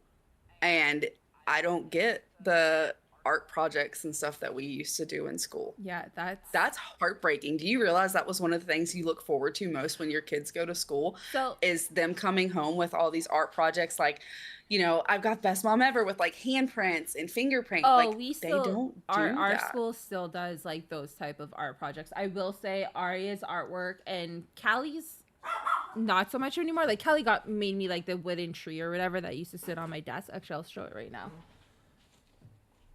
Like this is what Callie made at school because like she's in the older grades, so they do woodworking. So I got this from her, and it's got like her school crest on it. I don't know if my camera's really picking up the crest, but yeah, it is. And she got to like burn the wood and all that stuff, and she got to like use the, what's it called when you like brand? This the one's... brander. No, it's a brand. She branded it. Oh, so you stick it in like nice. the like hot stove or whatever, and you pull it out and you press it on and you brand it. So she got to do that. Yeah. So like I still get art projects from the kids, and Aria made like a cool owl at school because they had like a neon day at the end of the school year. So they made a bunch of art projects with like neon paint so it would glow like under like the blue light. and they had like a big party. So like our school still does crazy artwork, but for all of the assignments, it's all on the computer. Hey, Zeus. Yeah.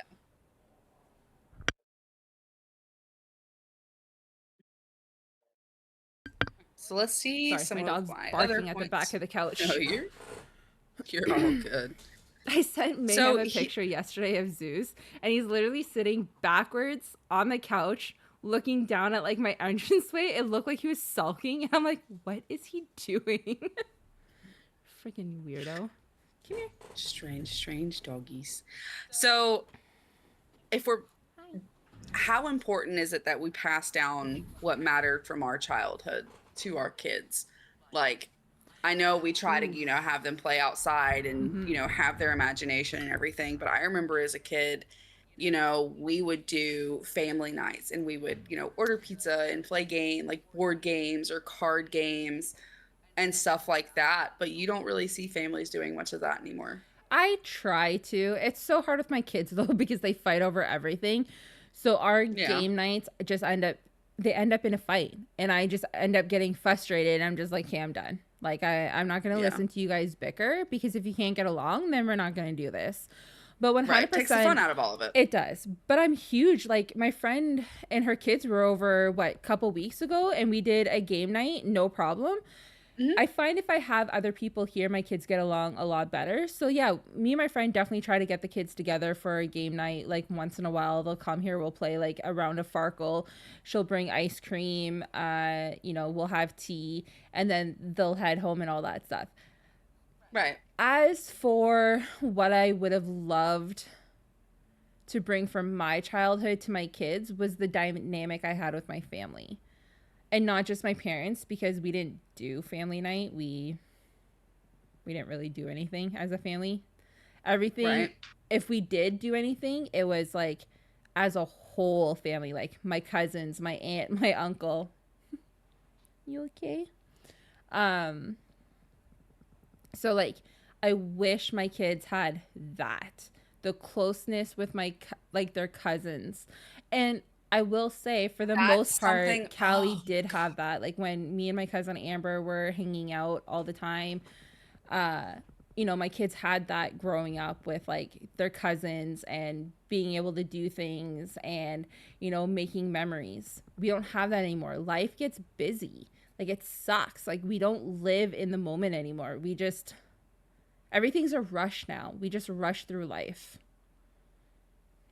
And see, like, for me too, my kids don't get the luxury of growing up with their cousins. The one that they have here, they know of him, but I guarantee you they don't know, or like he doesn't know of the girls. Mm-hmm. It's, brother-in-law's baby mama. Oh, like, yeah. Yeah. And it's like all my nieces and nephews, they're not my nephews, but they're my nephews. Yeah. They're all in North Carolina. And then like the gaggle of kids that my other sister has down in Florida, and I shit you not, there's like 6 of them. And I was talking to my sister, I was just like, those kids don't know who I am. Like it's just like family cores and shit like that. It's not there like it was when we were kids. No. Like I remember running the streets and hanging out, going to the movies with my cousins. And, we would be at the kids' table just shit talking, the fucking drunk ass adults. Mm-hmm. Because, again, we didn't have phones. We didn't have social media. We had each other trolling the grown-ups at the holidays. But now, like, I remember the last family dinner I was at, I'm still at the kid table. Surprise, surprise. A lot of us were actually, really, to think about it. Like it's still pretty set up, but it's just like now you've got the grown-ups, the kids table, and then like the kids. Yeah. That's kind of how it is. But it's like, and it wasn't laughs and jokes anymore, because like you kind of had the black sheep, which is like me, my sister, and my cousin. And then you had like the hoity-toity bitchies. Everyone's just on their phones. Yep. There's no, and these are people like I will see them maybe once a year, Everyone's on their phones. I will say it's not in the moment anymore. I will say last summer when I went to my aunt and uncle's for my aunt's 70th, and my cousin came up from BC who hasn't been in town in like over 10 years. I will say that whole time I don't think any of us were really on our phones. Like, I pulled out my phone every now and then to obviously like message Mayhem and kind of check up on things and stuff like that. And but other than that, like, I will say I was genuinely surprised that our family was in the moment. Like, the kids were swimming in the pool. Callie was hanging out with like her cousins that were close to her age that she barely seen. I mean, she probably met them for like the first time in years, since they were like little, like at the wedding a couple weeks prior to that. So I don't know. I will say for the most part, when I'm with my family and we do get-togethers, I'm not on my phone. I do try to live in the moment. I do try to make those memories for my kids. Right. And I feel like that's how it's supposed to be. That's how it should be. But it's just like there's some people that technology and the internet is just, they're so engrossed in their lives that family isn't family for them. No.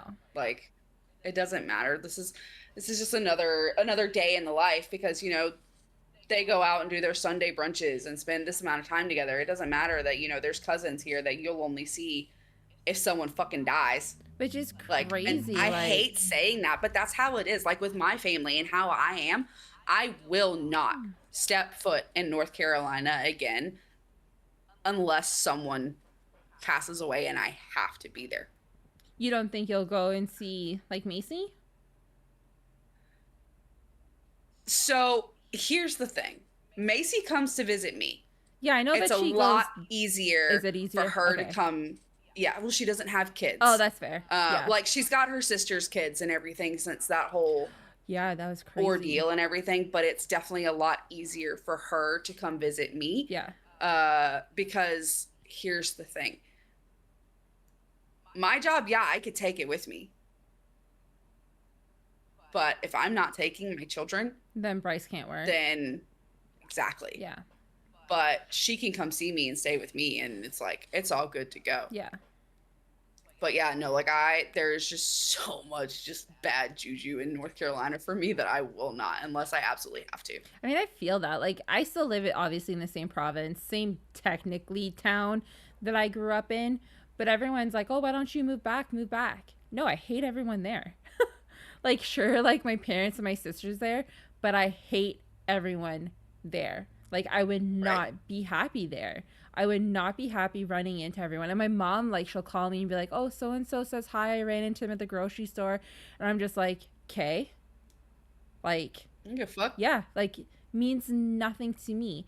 And, like, that's the thing, too, is, like, I don't want to live in a place where I'm going to constantly run into people who I don't like and who give me, like, anxiety and, like, just bad vibes and stuff like that, because I'm never going to feel comfortable in my own home, because no one understands privacy. No one understands the word no. Like, I moved across the country for this because of this shit. Well, I moved like, as far away 100%. As I did with still being in the same town as my family, because I don't want random people just showing up. Like, my mom's side of the family is so bad of just showing up and walking in your house without knocking. Like, so here's a story, and I don't think my cousins are going to mind me sharing this because I'm not going to name names, but when my aunt passed away, her son, his wife, and his 3 girls ended up staying in her house for like a year just to get like everything in order after she passed away, figure out what they were going to do with their lives and all that stuff.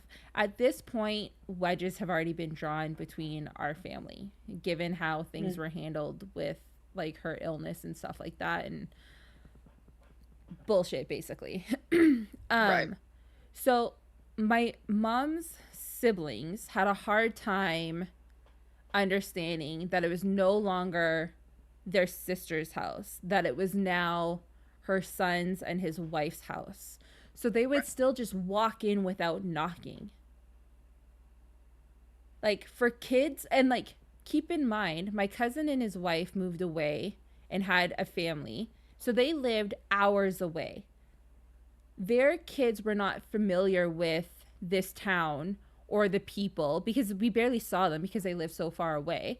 So their kids barely knew anyone in the family except for like a select few. Like I was really close with them, like even when they lived far away. So they knew me, obviously. They knew my parents. But anyone else in the family, they didn't know who they were. So could you imagine 3 girls being home alone while their parents are out dealing with stuff after their grandmother just passed away and a fucking stranger to them just walks in their house in a strange town?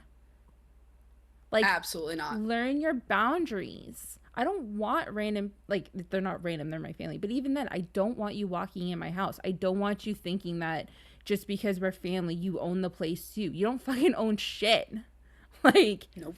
And this is why I'll never move back, because no one knows boundaries. Everyone just walks into everyone's house, and it's, I don't know, it disgusts me. I keep my house locked at all times because I, like, even when my parents come, my mom doesn't knock. She just walks in. Like, bitch, knock. Like, don't just walk in, because sometimes I'm walking around my house fucking nude. You don't want to see that. And if you sometimes that's what it takes for people to be like, okay, lesson learned. But even then, I don't even think it would be lesson learned. Like, because I feel like at this, like, point in time, you should know just not to walk into someone's house. Like, respect people's boundaries, respect people's privacy, and, you know, knock. Be invited in. Not everyone has the open door policy. I sure as fuck don't. I don't like visitors. I definitely considered getting, like, a welcome mat that says, like, fuck off, or, like, something along the lines, like, I just don't want you here. But if you're bringing me a Tim Hortons, then leave it on the doorstep, and then fuck off, please. Kindly. And respectfully. Just have it say, leave Tim Hortons here and leave. Yeah. Yeah. And, like, and my thing is, too, is, like, people are too fucking judgmental anyways. Like, yeah, I don't need people. I don't need more people judging my life because I have enough of that with my own family. Yeah, I hate, like, when people try to come over to the house, especially, like, unannounced or some shit, and I'm just like, dude, fucking why? The thing is, I know, like, my sister, the whole, like, unannounced shit is, like, my sister doesn't have kids, okay? She lives a very privileged and, like, rich life. So, yes, her house is clean and styled nice and organized. My house is lived in. I have kids who live here 24/7. So yes, there's going to be shit all over the place. It's not messy. It's fucking lived in. No, this is the biggest thing, is know the fucking difference between a mess and being lived in. That's my biggest thing. I deal with that every day. Like, because we still have, you know, our apartment checks or whatever, and it's just like, we're at this position, it's like our house has to be spotless, and like our kids don't live here too, and that's not fair to us. We should not be scared to lose our home because someone who doesn't have kids and doesn't understand having kids feels like an apartment should not look like it's lived in. Yeah, it's not fair to parents. It's that is way more of a stressor that anyone should ever put on anybody. Yep. And it's not okay. Yeah, my house really is not a stage house, which is what my sister's house looks like. It definitely looks like one of those stage homes when you're trying to sell a house and they like stage it to look like perfect. That is literally her house. Mine's lived in. I have kids. I have shit everywhere. My kids like make artwork and then leave it laying around. They leave their arts and crafts laying around. Oh, there's pillows, everywhere. Blankets. Like, they'll freaking strip down and leave their clothes on my couch. Yes, it gets cleaned up. Yes, my house is full of clutter, but it's not messy. It's freaking lived in. Like, there's no dirty food. There's no dirty dishes. Like, there's no food left on the counters. There's no dirty dishes. There's no like feces around the house. Like, yes, my floors might be a little bit dusty every other day because BS fucking sweeping every day. Let's be real. No, I just don't have it in me. But my house gets clean. Like, I will sit here, I'll sweep, I'll mop whenever, you know, the mood strikes me. But my house is clean. It's clean. I don't like living in a dirty house. I don't like the clutter, so I try to get rid of it as much as I can. But at the end of the day, I'm not gonna like punish my kids for wanting to live in their own house. Right. And this is something we had spoke about the other day, is children and chores. Mm-hmm. Actually, did we even touch on that? I don't think we touched on that at all. No, we talked about this in a VC. We said we wanted to talk about it. Like, for me, because my child was having a meltdown because she had chores to do. So here's my 7-year-old chore. She is to clean off the table when they are done eating or done playing. That's not a chore. Feed the cats. That's a chore. Morning and night. That's a chore. Pick up your clothes.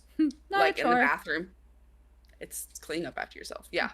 And clean your room. And pick up the toys in the living room. We don't ask you to wash dishes. We don't ask you to do your own laundry. You're not asking them to sweep or mop or vacuum the house or dust. No, it's basic life skills. They are being asked to learn to pick up after themselves, which I might add, kids are taught in school to clean up after themselves after they are done a task. So whether it's art time or playtime, they are made to put away the toys that they take out, the art supplies that they take out. So if you can clean up after yourself at school, then you can 100% clean up after yourself at home. Just because you're at home, it does not give you the right to be lazy. Just to be oh, well, mom's going to pick it up for me. No, mom's not going to. That is our biggest fight that we're having with our children right now, is cleaning their room. Anyone who's hung out with me in VCs, what am I always telling my kids if they want something? Clean up. Is your room clean? Yeah. Did you clean up your room? Because here's the thing. If my kid's room has a few toys here and there, I'm not going to get on their case. No. But here's the problem. My kids will trash and destroy their room to the point there is no floor. Oh, that's Arya's And that's room. when it becomes a problem. And they sit there and they'll cry and cry and cry and cry and cry. And it'll get to the point where myself or their father will clean it, because we, again, with the whole random check from the landlord, we get fed up and we can't risk our home because our children don't want to clean their room. So I went in with fucking trash bags. I've done that. That's what I do. Yeah, go in with trash bags. But the thing is, too, is what I've told Arya is, I was your room would never get this messy if you learned to just pick up after yourself after doing your whatever you were doing, whether it was making slime, making bracelets, anything like that. If you didn't leave your stuff laying around while you were doing that, once you were done, then your room would never become a mess. If you learn to pick up after yourself, your room would stay organized. That is my biggest thing. And for my kids, if you're done eating, put your dishes in the sink, put it in the dishwasher. Don't leave it laying around. Why does it have to lay around?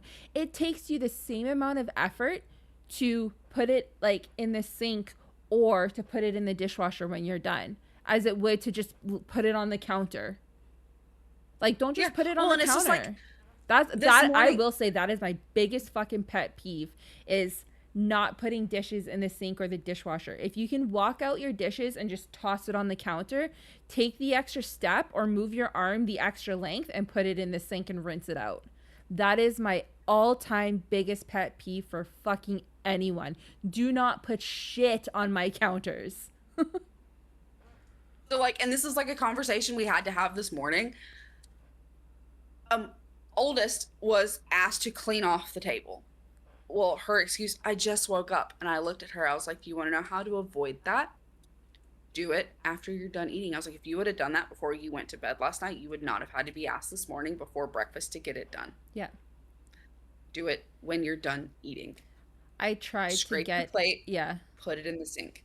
And yes, I have her do it for her sister too, because my thing is youngest is 4. She can't exactly reach the sink and the counter as well as a 7-year-old can. So it's yes. She's well, why do I have to do hers? Because I asked you to, and it's a lot harder for her to do it rather than it would be for you. Just do as you're told and clean off the table. So the thing is I don't ask a lot of you. The way I would compromise that is have have the youngest have your youngest carry it to the sink and then have the older tot put it in. That way, well, and the so youngest one is still learning at a young age. Well, she sometimes wipes it down, or like there's compromise. The both of them are doing something. Okay. It's just because there's always a fight. It could be the other way around, and it would still be a fight. So being the youngest, I will say there was a lot of resentment from my sister towards me because my mom always made my sister do things for me rather than compromising and have me do things that I could have done, but instead made my sister do it. There was a lot of resentment growing up, and so a lot there of is fights. a lot of that between them too. Like, and it's I don't know, man. That the COVID children, the feral ones, because that's exactly what they are. Feral ass COVID children. It's a new breed. I fear for these teachers, but I'm so ready for her to go to school, because it's like she is so hot and cold sometimes. Like, there's days she wants to do absolutely everything. Like, she'll help clean off the table, she'll wipe stuff down, she'll be involved. Like, she'll be like, Mom, do you need this? Mom, do you want me to do this? Mom, can I do this? This is this.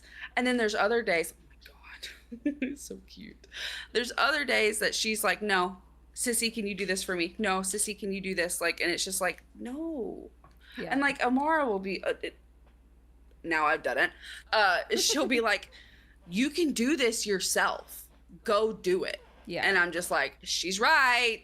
Like, but then there's also times it's like, okay, help your sister, like maybe show her, because she's got my attitude sometimes. Imagine that, where she's like, you've got 2 legs, go do it yourself. And I'm like, stop, don't talk to your sister that way. But it's at the same time, it's fucking true. Like, you can't, I can't fully be upset over it. Yeah, and that's because, gonna be the hardest thing too, is because like she can't always expect her sister to do everything for her, and at the same time, like, it's not fair for the oldest to do everything for her either. Because like, I will say, and my cousin said this to me, because like I don't remember a whole lot of my childhood, but my cousin was like, my mom wouldn't even let me make my own peanut butter sandwiches. Like, I think I was like 7 or 8. I might have even been 10. And I went to go make like a peanut butter sandwich. And my mom apparently like lost her shit and then made my sister make it for me. Absolutely not. Like, why? Like, let me do things for myself. My cousin's thing was like, I was very babied growing up. Like, my mom babied me, and then in return, like, my grandmother ended up like babying me and stuff like that. But then when I got older and was expected to do things by myself, I was like, why? I've had everyone else do it for me for my whole life. Why can't you fucking do it for me now? Like, it was I had like a very spoiled childhood, and then when I got to my teens and I had to do shit for myself, I was like, no. But now learning what my childhood was like I know not to do that with my kids, and I know now, like, right. No, and that's 100% something like that we've talked about with her too. It's just like, I don't want her to have that tiny child youngest syndrome of spoiled, and oh yeah, I don't want to knock that out like very quickly. But I think another thing too is like, I feel like I have like a deeper connection with Callie than I do like my youngest. Mm-hmm. Mainly because like my youngest reminds me so much of like my ex. And like, I don't resent her, I don't hate her, but I see a lot of him in her, and I'm just like, whew, girl, me and you are gonna clash. Oh yeah, 100%. I know. I fear from when my oldest, your oldest? Yoo-hoo. I fear when my youngest gets older, because oldest, she'll run her mouth, but she knows, she's gotten to the point, she knows, okay, I've got to stop, like, I'm not doing this well. And then, but tiny one, oh no, she will, she runs her mouth, she runs her little mouth, and it's gonna get her in trouble. Like, she's gonna be my fight. And I know it, because she's exactly like me. Mm-hmm. But here's my thing on this too, is I also have this chance. Y'all have had kind of a glimpse of how I grew up. So now I get to see how I would have turned out if I would have been loved and treated the way I should have been treated as a child rather than yelled at, beat, and put down. And I cannot wait to see the child that she blooms into, because holy shit. Yeah. I just hope your kids don't turn out like, and I'm not saying my kids are bad. Do not get me wrong. My kids are good kids when they want to be. Oh, all kids are good kids when they want to be. Yeah. But my kids also put me through hell and back. Like, I've had to call the authorities on my 10-year-old more than once. I think I'm at like 10 times. I have a great relationship with like our local police now because of my youngest. Like, it is wild, her tantrums. And like, when you guys like, and I know a lot of people are gonna be like, oh well, why do you call the cops? Because I live in a place where people call children's aid for nothing, literally nothing. So in children's aid, it's like our CAS, like where they come and like snatch your kids away from you, and then you have to go to court to fight to get them back. Yeah, CPS for the Americans, or DHS, those kinds of things. So I literally had CAS called on me. What was it, like last year or something? Because Arya threw a tantrum and threw shit on the floor. Was it really that long ago already? I think it was like a year ago. I don't know. I have like the there paper. There ain't no way. Yeah, that's wild. It's probably been a year. I remember that. Yeah. Dude, the videos you sent me. Yeah. So I don't call the cops to like scare her, have her arrested. I do it for both of ours protection, because she gets violent. She gets irrational. And like I said, we live in a place where people will just call CAS because, God forbid, you make loud noises. You must be beating your kids. So I do it out of like protection. Like, I'm not beating my kids. I don't hit my kids. Yes, I will raise my voice. Fucking sue me. Like, kids these days need discipline. End of fucking story. Absolutely. I don't care what you say. Kids need discipline. And I will raise my voice. I will discipline my kids. I will do what I need for them to shape them into decent human beings, because I am not going to raise some delinquent who ends up in jail at the age of 15 or, you know, all that stuff. Okay. I'm Rummy, and I'm in Canada. And Mayhems in Ireland, not the land down under. What is being brought to me? I keep getting brought little art projects. But yeah, as I was saying, I don't call because like I want her arrested or removed from my home. I do it out of safety. I do it to protect myself, because I'm not going to jail over her having a tantrum over the smallest things, because her tantrums turn into like smashing things in my house. I no longer have a TV because of her.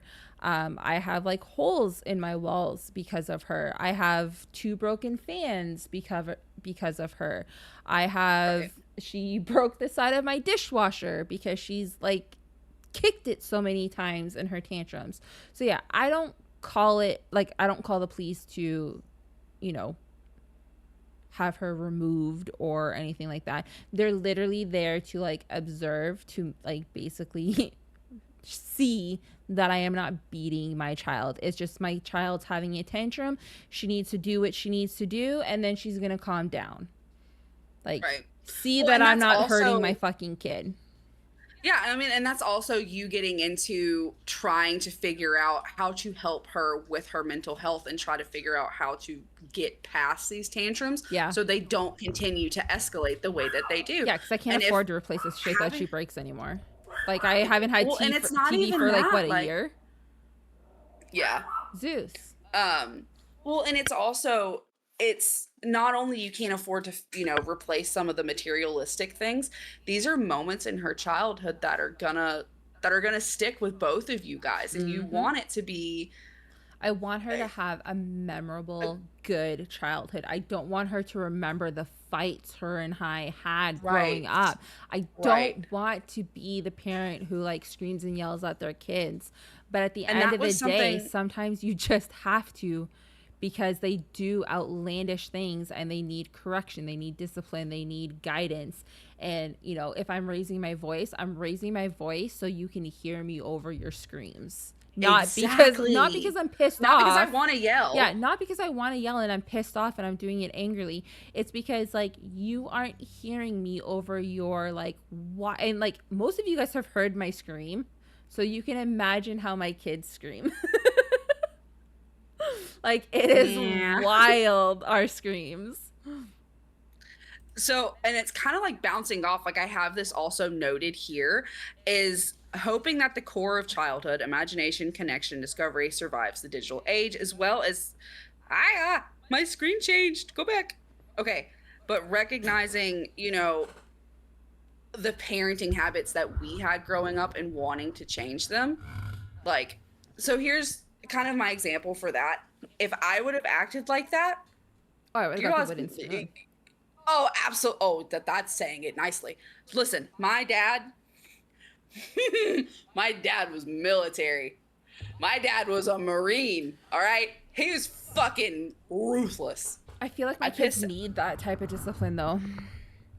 Honestly, I agree. I will say the structure of having a military parent was wild. No, I will say that our kids, like kids these days, are assholes because parents aren't allowed to discipline their kids anymore, like the way that our parents were allowed to discipline us. I have such respect for like my parents and my elders. I never would have treated them the way that my kids treat me. Never in a million fucking years would I have ever thought to speak to my parents that way. Why? Basic manners are not a thing either. Not a thing here. The kids' Nana, which you guys know is their great grandmother, she goes, they say yes, ma'am, no, no, sir. Like, they've got those manners. She's like, I never told them to do that. I said, I did. She was like, you don't see kids doing that these days anymore. Nope. But mine will. Yeah. I will always teach my kids to have respect for others. And like, when they're not with me, they will. 100%. My kids are fantastic if they're with other people. They're not rude, they're kind, they're polite, which I'm so grateful for. I just wish that they were like that here, and they're not. Like, they're just straight up dicks, to put it like nicely. And like, it's crazy too because I also get envious because I see like my cousin's kids and she's got 3 girls, and like they're like the bestest of friends. They have such good relationships. Like, they do everything together, and like there's age gaps between all of them, but it was just like the bond that was like put there when they were younger, and the dynamic that my cousin and his wife has and all that stuff. It's just crazy. And I wish, and I will always regret this, I wish my kids had that, but giving the household that they lived in, because of like my ex and our dynamic, unfortunately that tainted their friendship, like their way, because there was more focus on, you know, the fighting with him and trying to keep them safe and kind of sheltering them from like what he was doing and his drinking and all this other stuff, that there was so much that we like missed, and that I wasn't like, we, not that I needed to shape their friendship, but kind of like bonded. They were kind of like separated to keep them safe. Like, when he lived here, they had to be in their like separate rooms, so they didn't get that bonding time. It was very like separated, like you're here, you're there, end of story. And it sucks. Like that's going to be like the biggest thing that I regret always, is like how my kids are now, and like that they don't have like that sisterly bond. Like, my kids hate each other, which sucks. I think that'll eventually pass, though. I hope so. Like Aria was texting me yesterday, and she was like upset because she got in trouble because, you know, she was pestering Aria or Callie. Like, she always pushes everyone's buttons because she likes to get a rise out of people. And I told her, it's like, instead of fighting with your sister, like, try getting along with her. Like, I guarantee your life is going to be so much better. And you won't be like sitting here texting me in a freaking timeout because you got in trouble. Like, do better. Do better. Well, yeah, like, and the reason I say like it'll get better, like me and my older sister, not my oldest sister, fuck her, but just my older sister. We used to beat the shit out of each other. She used to come behind me and fucking like grab my hair and rip my head backwards. She chased me around the house with a knife. Like, listen, any kind of sibling fight we had, like that your kids are having now, her and I had. Sometimes, if not fucking worse. Like when I legit tell you I got chased with a knife because I was being the annoying little sister. It's gonna happen. Oh, I know. Me and my sister were the same. But look at us. Exactly. And like but me and my sister now, we like, lost living so many years because apart. of it. Me and my sister lost like, and it's like these are years. things, and these are things we have to teach our kids too. It's like, and you could ask either of my kids, and you've probably heard me say it to them. I'm like, you two are built-in best friends. Mm-hmm. Y'all can fight, but y'all still share that bedroom. Y'all still share this life together. I'm like, y'all are built-in best friends. Your sister is going to be your biggest cheerleader. Mm-hmm. And vice versa. Like, y'all will be each other's biggest cheerleaders, and you'll be each other's biggest enemies at times too. I was like, but you need to understand, like, this is a relationship that you need to cherish, because at the end of the day, one day it can get ripped away from you. Well, and I thought Callie's accident kind of like made them realize, you know, literally anything can happen at any point. Like, we almost lost her, and for a second, you know, Arya had the realization, like, you know, shit, you know, my sister almost died. But it lasted like a week. I think once the wounds were no longer visible for her to see, so maybe longer than a week, we'll say like a couple months, because she was in the boot and we had to go to like the bay shore and have like her foot cleaned for quite a while. But I think once the physical visualization of her accident like disappeared, then she was just like, okay, it's fair game again. Like, you're fine, you're here, you didn't die. Now I can make your life hell again. Well, and here's the thing too, is like, we also don't see their relationship and how their situation is at their dad's. Oh, that they're could pinned have a against huge each play other. in it They're too. pinned against each other. Like, they've said it So before. And I've told them too, because there's times where they need to stick together and they don't. And because like the thing is like Callie's not treated the same there anymore. Like, she's very like left out because, you know, his girlfriend's kids are younger, so they latched onto Arya a little bit more, and they would literally tell Callie that she's not a part of the family, that they hate her and all that stuff because she's older, that they have nothing in common with her. And that's when I tell Arya, you need to like stick with your sister. You need to stand up for her. Like, when those kids are saying that, you need to side with your sister because she has no one there. Like, he's not going to defend her. He's not going to stick up for her. Right.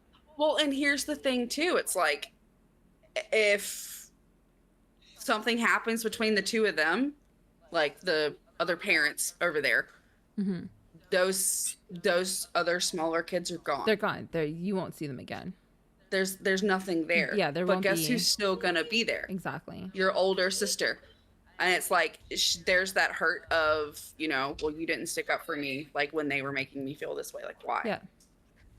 And vice, like, if it would have happened the other way around, it would have been the same thing. Oh, like, she does. Like, she will stand up for her little sister because she has no issues telling him or her like where to go. Like, she found her voice over the past little bit. Like, the moment he started you know, using the whole like, you're not my biological kid, da da da da da, like throwing it in her face, that's when she found her voice. She's like, well, fuck you too then. So, but yeah, she kind of does like stand up, not as much as like I wish she would, but the youngest one just kind of sits by and watches because in her sick, twisted little head, she enjoys the show, which is freaking crazy. I swear that it's something wrong with that kid. Therapy. Yeah. And honestly, and like, listen, this is not a stab at you. Like, this is just like an all over statement.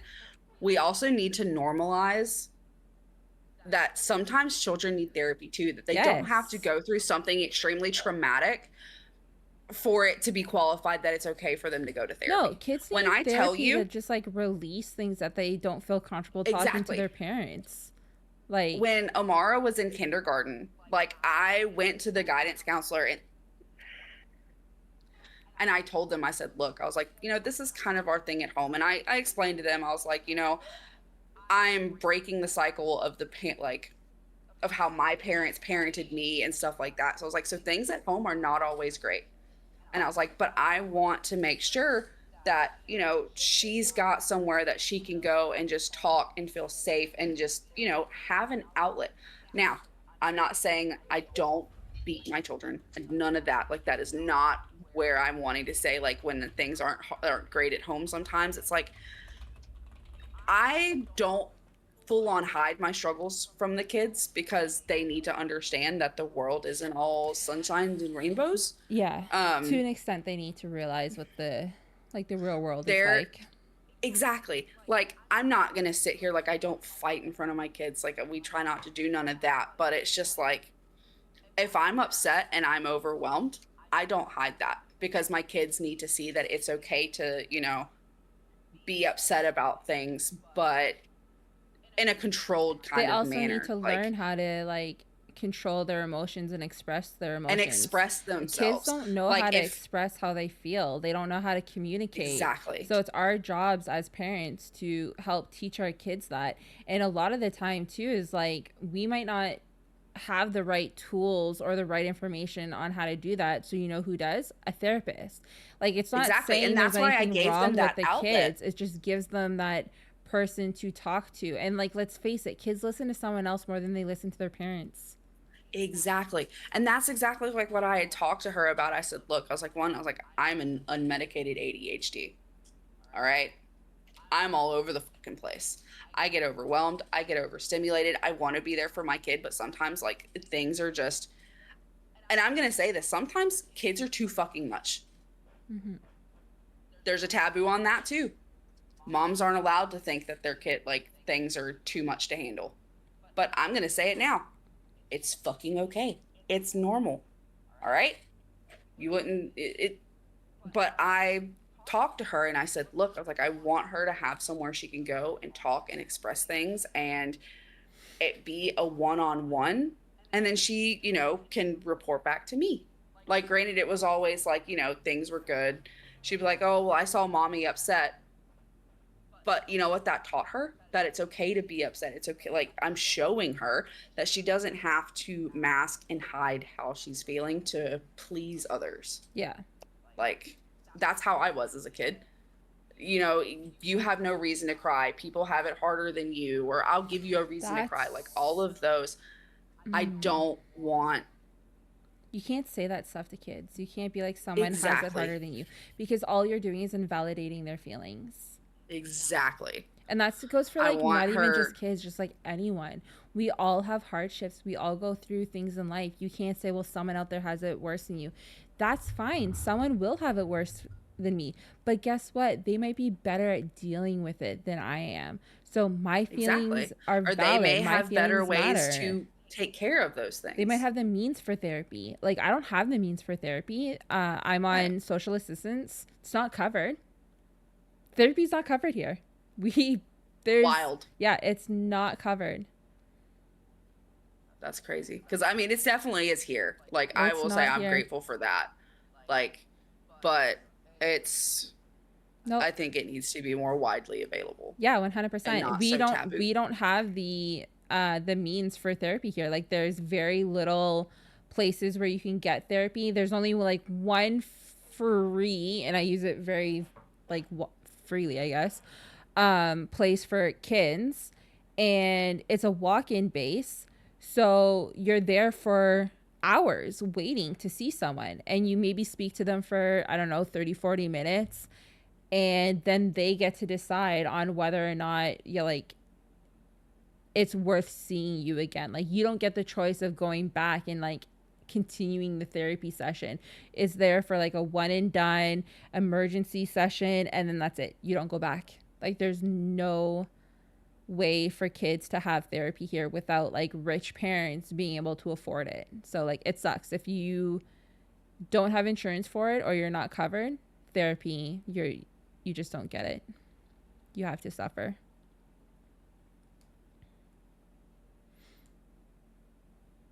So I don't know, it's unfortunate here because I wish my kids had access to it because I feel like they would both do well with it. And unfortunately, it's just not like our town isn't equipped for it, is I guess like the better way of saying it. No, you're good. It was honestly like, it was one of those moments. It was like she's upset because she's kind of hearing what we're saying and she's understanding what we're saying, and she just had a little bit of a cry for a minute there. No worries. So my cats are fighting under my desk now.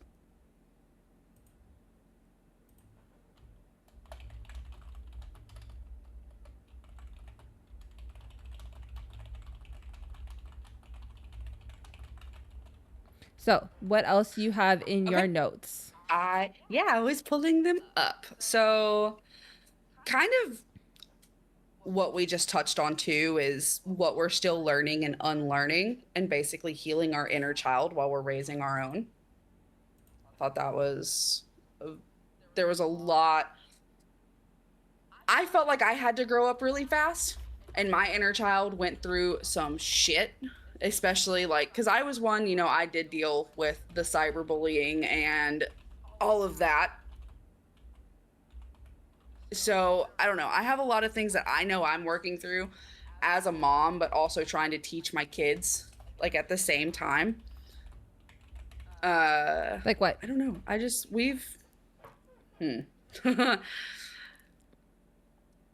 guess part of it was, I don't even know where to start on that one. It keeps going like toe to toe with my dad. You know how I pulled up the whole raised by the Marine, the hard ass. I was pushed to grow up so quickly. At a young age, I was in this position where I felt like I had to defend myself because no one else would do it for me. Yeah, I remember you saying that with like the whole mom situation. No one else stood up for me, so I was my only advocate. So that's also why you'll see me, I'll go toe to toe with a grown ass man, and I will not back down from that shit. I want my kids to have that confidence, but I don't want them to have it because they're forced to. Yeah, you don't ever want your kids to feel like they have to grow up too soon and start fighting adults because, you know, and I'm going to use this word, I don't want to say insecure, but a lot of it is because like they're insecure about themselves. Like me and my dad fight a lot recently, but I don't want to say he's insecure. He's just a grumpy old man. He doesn't care about anything anymore. So him and I will fight all the time and we bicker. Like my biggest thing is like, I don't have a car right now. So he has to come pick me up for appointments. He will literally sit in the car and huff and puff and shake his head the whole fucking time. Like, I get it. You don't like having to help out your daughter, whatever. But at the same time, it easily could have been avoided by like lending me your vehicle. You don't work. You don't go anywhere. I'd be using it for a couple hours. I'd be putting the gas in it for myself. So you're choosing to be my taxi driver, we'll say, but then you're going to cause fights over it. Just shut your fucking mouth and do it. Like, unless you're going to lend me the car because I'm still paying for it, then shut the fuck up. Your attitude is not necessary. If you want to act like the big tough man, I will fucking knock you down. I don't care if you're my dad. Like, you're a parent for a reason. You help your kids when they need you. Doesn't matter how old they fucking are. I could be 50 and I will still need your help. And you are my parent. Therefore, you fucking help me. End of story. Otherwise, when you're old enough and, you know, you can't wipe your own ass, don't fucking look for me for help. Wipe your own fucking ass. I've always, like, it's so fucked. But all of us are like, so whose responsibility is it going to be for mom's funeral? Because none of us want anything to do with it. Yeah. Like I love my parents to death, but it's gotten to the point where my kids don't like my parents anymore because of Don't be the parent that you don't are like. Don't be your parents. yeah. Be your own person. Be your own parent. But don't do it to the point like obviously where a lot of kids like they don't want to be like their parents and they let their kids get away with fuck all. But like, be a present parent. Be a parent who is involved and takes care of their kids and disciplines their kids in a healthy manner.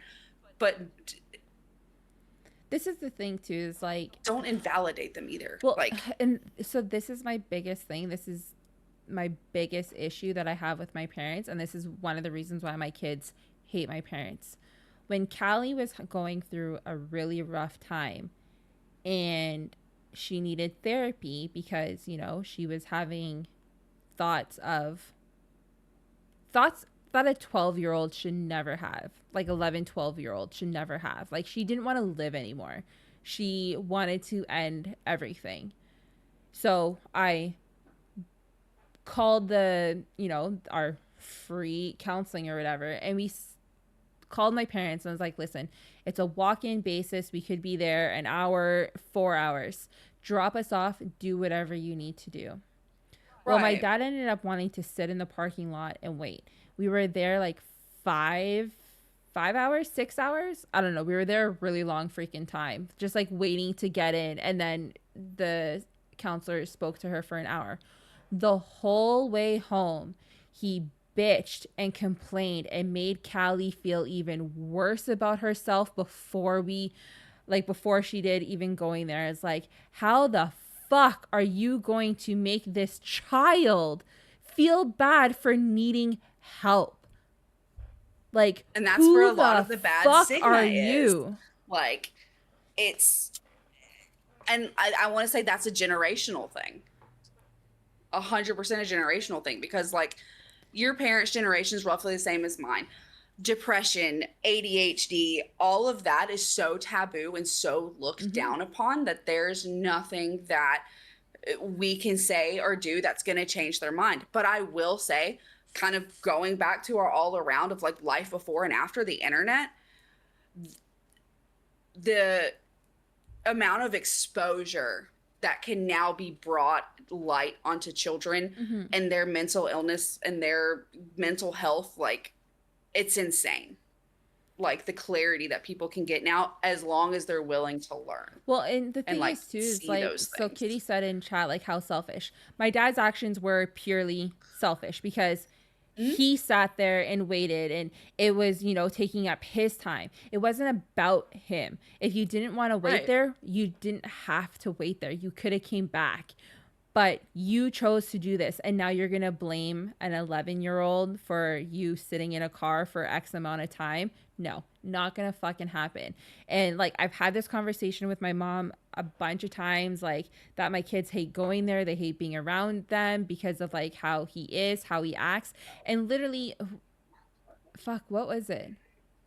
Oh, was it my dentist appointments when like my parents picked me up like first thing in the morning and then we went to the beach and then the dentist. So literally just like the other week when we went to the dentist, it was their idea to come get us so we could go to the beach before our dentist appointments. The whole way there, this is what he did.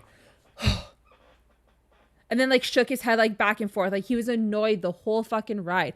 And I'm pretty sure I was texting Mayhem and I told him what my dad was doing. I was like, this was their fucking idea to come out and get us so we could go to the beach. But you're going to sit here and huff and puff and fucking shake your head as if like you don't want to do this. Fucking drive me back home. And I lost my shit in the car.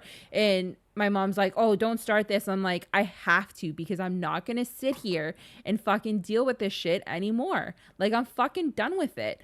I would rather spend like hundreds, like spend whatever little money that I have on a fucking cab out there than have to deal with his shit and have to put my kids through that anymore. And trust me, the cab ride would be like $500. But listen, if I have to go without food for a fucking month, then I'll fucking do it.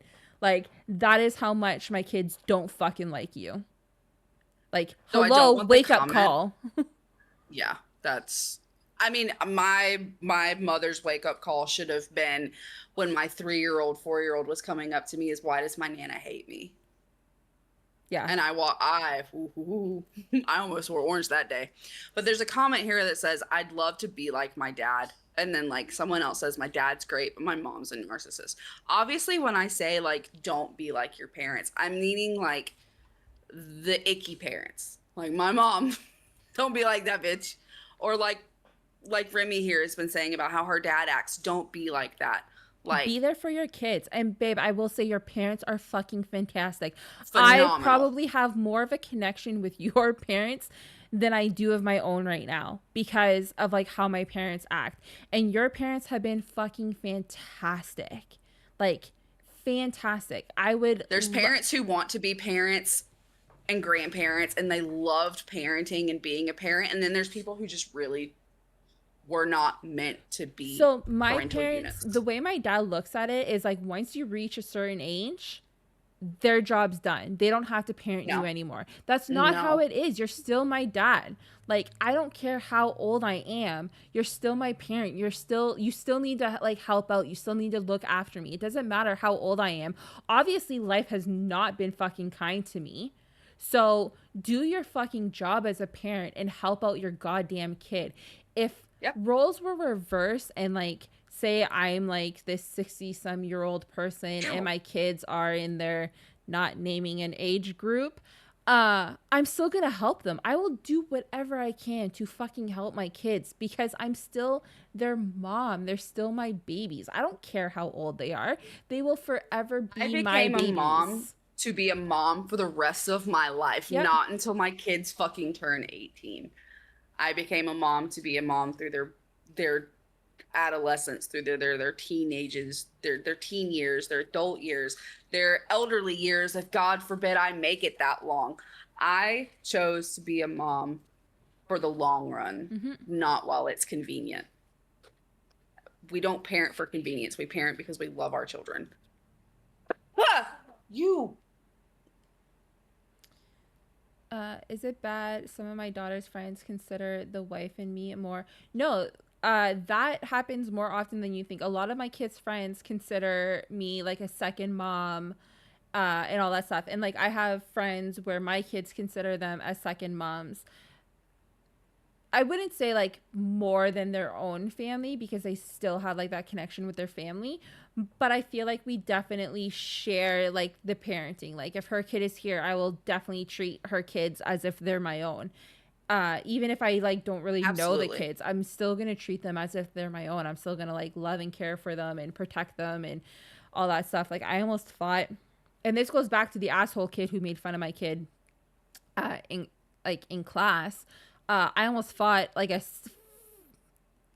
he had to be close to like 600 pounds biker man because long story short, his wife tried to show off on a motorcycle, turn a corner, but she ended up like sliding her bike and like falling. So obviously the guy got pissed off, worried about his wife, blah, blah, blah, but blamed my daughter and this kid who bullied her because they were standing on the corner. The kids were like, I don't know, 7, 8 at the time, and they were literally just like walking back. They didn't say anything, they didn't do anything, but the guy was trying to be all big and tough and like come at these tiny little tots. So me in the yard was like, oh fucking hell no, rush this like 600-pound biker and started to go toe to toe with him and told him if he fucks with my kids. And again, like I considered this kid to be like one of my own because he used to be here all the time. And yeah, like my ex literally had to like carry me, like pick me up and freaking carry me back because I was about to fight this guy for coming at my kids. Like, and this kid wasn't mine. Like I will always fight. I'm the exact same way. Like if your kids are around me, your kids are fucking safe. Yeah. I don't care if I don't know you from Alice in Wonderland to fucking my sister. Like if I'm at a park or if I'm in somewhere public and your kids are gonna be safe regardless. Yeah. Same. Like there's no way I could in my right mind or anything could I ever let something happen to a child. If I had any power of helping save someone, help someone, anything like that, I'm gonna be there. Yeah. Like Because again, that's one of those, I didn't have that as a kid. I want to be the adult that I fucking needed growing up that I didn't have. That's my biggest thing. And like, that's something that you could be, that's parent or not, think of it that way. Be the parent or the adult that you needed in your life growing up that you didn't have. See, the thing is like my parents were great growing up. I had a great relationship with my dad growing up.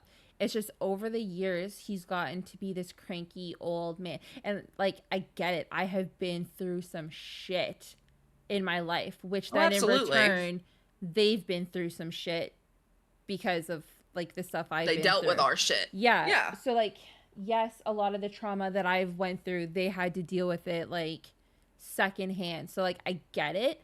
I get there's that like,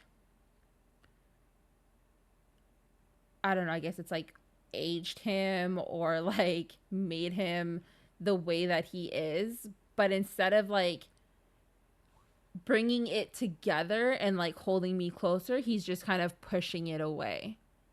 Right. Which like in return is pushing his grandkids away. And I don't think he realizes that. I don't think he realizes the way that he treats me affects the kids.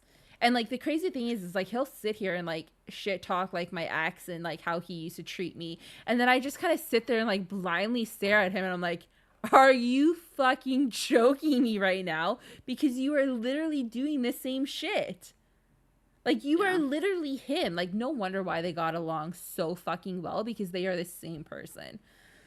Right. And, like... Well, and it's, like, going back to your comment on the whole, like... Go for it. I was gonna say, that's something I didn't even, like, tell you. Is, like, when we were at court, my dad and my ex were, like, buddy chatting it up with... Like, because, like, I could... When I was in the room with my lawyer... I could hear like my dad and my ex like talking and just like laughing and having like a gay old time. I'm like, are you fucking joking? Like that's disgusting. I was like, you were here to support me. I was like, and all you're doing is showing my lawyer that you're fucking best buddies with my ex. Like, are you fucking joking me? Like, you're joking. But then, literally, the moment it was done, he starts, like, shit-talking him. And I was like, Dad, I really don't want to hear it. Because, like, me and my lawyer heard you and him, like, chatting it up the whole fucking time. Like, don't even start. That is wild. Yeah, I was like, thanks for the support. Like, good job.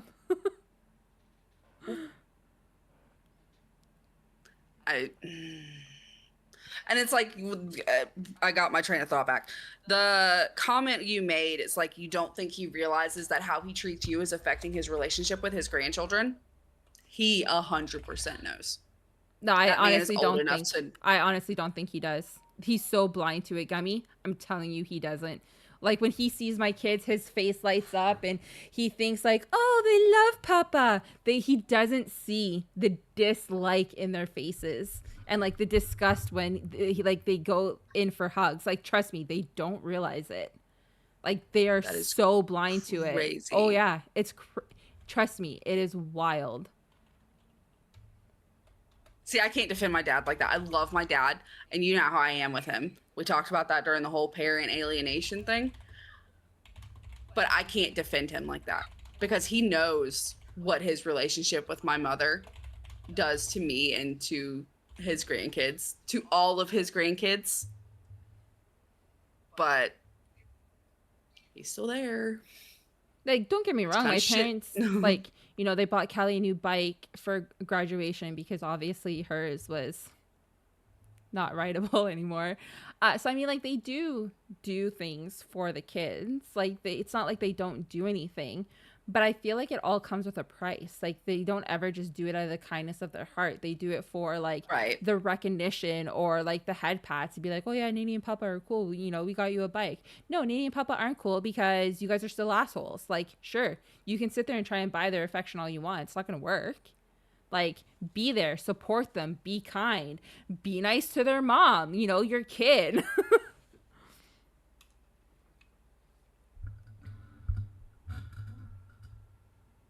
Right. Yeah, no, I completely agree. Being a good parent or a good grandparent shouldn't come with a price. No. You should just be it. Like, I don't know. One day, hopefully, like, the realization. And, like, the crazy thing is, too, is, like, my dad's so hot and cold over, like, this car situation where he wants to help out with getting me a car, but then he doesn't. But then he does. And then he doesn't. And it's just, like, I'm at the point, like, don't talk to me about a car until it's, like, a for sure thing. Because, obviously, life doesn't ever go right for me. So, like, I don't want to get my hopes up that I'm going to have that freedom that my kids are. That constant, like, hope. Where it's, and like, then dangled in breakdown front of my and hope. face and then it's just, like, Yeah. ripped away. Like, don't do that to me. Because Don't do then, that. like, when I have my breakdown, then you get pissed off that I'm upset. Well, I'm upset because you made me believe something was going to happen and it's not. And, like, I get it's not fully their fault, but at the same time, just don't tell me things. Just let me just live in a Right. world where I just don't have a car. Until I do have a car. Like, until it's literally, like, in my hands, mechanical, done, it's good. Just leave me out of it. Just let me live Right. blindly. Because, honestly, the the back and forth, it's just too much. Like, I can't do it anymore. yeah. I'm too old for that shit. Like, my health just isn't good anymore. Like, it sucks because I'm still young, but at the same time, like, my health is shit. Like, don't put me through unnecessary stress. And I feel like that's what they don't understand. Right. Like, you would have thought that, you know, getting tested for cancer and going through, like, all these tests would be, like, an eye-opener for them and, you know, live in the moment and be there for your kid. But no, all it did was, like, oh my god, we had to take you to another fucking appointment. Oh, you have another test you need? Like, thanks. Thank you for making me feel bad that I'm fucking sick. That's Well, like, look I have a busted ankle. Never got it checked because I couldn't ask them for help. So it is what it is.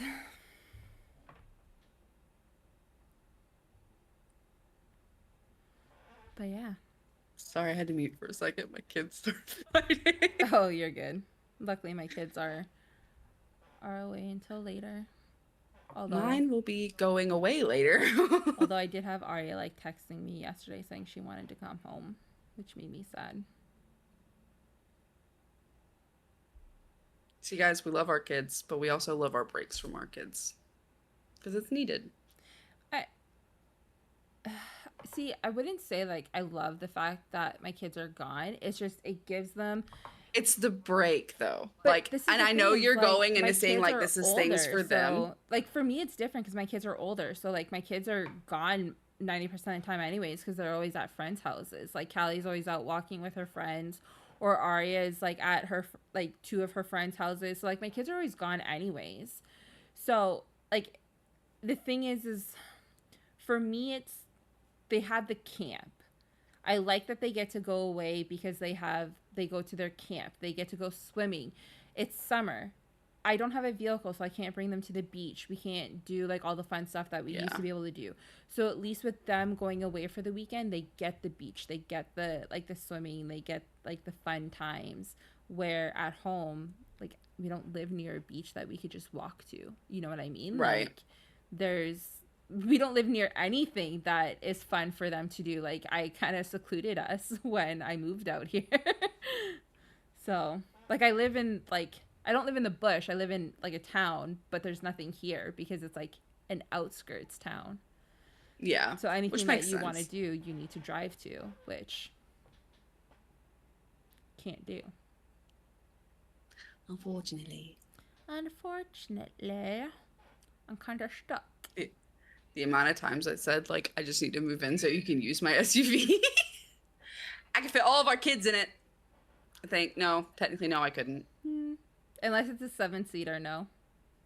This is what this is what me and one of my friends' issues have. Is, like, we always want to go camping, but her truck doesn't fit all of us, And then I don't have a vehicle. So that's why I was so pumped for the freaking van, because I was like, dude, we can go to camp and we can fit all the kids in there. I was like, we can rock the freaking minivan. We can go places. And then it didn't happen.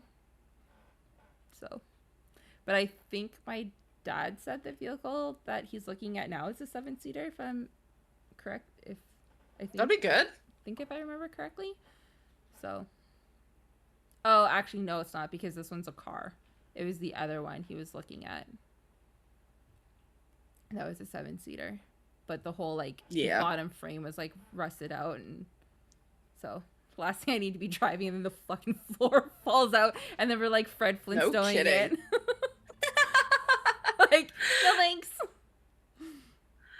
All right. So I know we're coming up on our 3-hour mark from where we normally kind of wrap things up. So I kind of want to do, like, a reflective closeout question, and this can be for not only you and myself, but people in chat as well. Okay. So what we miss versus what we love about having the internet, like the simplicity of life pre-internet. Are we better off without it, or is it just different now? I don't feel like we'd be better off without it. I feel like we'd be better off without a lot of, like, the social media and the ties we have to the internet, because obviously, you know, having the internet, it helps with, like, the kids with their school projects and like researchers, like all of that type of aspect. Yes, it's great for kids growing up. I feel like it should be very limited. They should be very limited to the access to the internet. And I know I'm going to sound like a huge hypocrite, because both my kids have phones, tablets, they have their own laptops, all that stuff. But a lot of that is based off, like, my kids got their tablet for a road trip, and we downloaded movies from, like, Netflix and stuff like that for them to watch. And then they've just had it. For phones, my kids are gone a lot to either their dads or friends. It's a form of communication for me and the kids to, you know, if anything were to ever happen, they can get a hold of me. You know, like, look at what happened with Callie in October. Like, you know what I mean? Unfortunately, that was, like, the one day she left her phone at home. I was about to say it. I was like, I don't think she had her phone that day, though. She didn't. And but to be fair, I'm kind of glad that she didn't, because it would have been smashed. Like, and I would have been pissed, because I'm pretty sure in October is when she just got one of her new phones. Like, that kid has been through so many phones, and I would have been livid if it was smashed, because she got her new glasses, like, literally a week prior to her getting hit. Yep. So I was like, Jesus. But yeah, no, I feel like for certain aspects, 100% we'd be better without, because, again, cyberbullying, kids are so reliant on electronics and the internet that they don't get to shape their minds like we did as kids. And they won't have, like, the common sense or the street smarts or, you know, the experiences that we had, because they're too busy looking at a screen. Yep. They're not as in the moment. Exactly. Kind of like we were talking about earlier. Yeah. Yeah, I agree with, we'd be better off without all the social media, because, like, kind of like we talked before we started, social media opened up this, you know, comparison culture of, you know, why can't I look like her, or, you know, those kinds of things. Aria literally had a moment the other day where she's like, I'm too fat. And I'm like, are you joking? Like, you're joking. So yeah, the way that it shapes young minds and the image that it creates that girls should look like, and absolutely, because and there's no moderation or anything on the things that people can promote online. Like, example, Eugenia Cooney. Do you know who she is? No. You probably would if you saw her picture. She's basically a walking skeleton. And it looks like she's basically glorifying eating disorders. Oh, yeah, I think I've seen that on, like, TikTok. Like, so here's the thing is, like, I used to be huge with social media. I used to scroll TikTok, Instagram. I was never into YouTube. Never really got into YouTube. The only YouTube that I go on to is to, like, see the shorts that is from, like, Mayhem's channel. I do But that other and than watch that, like, Minecraft.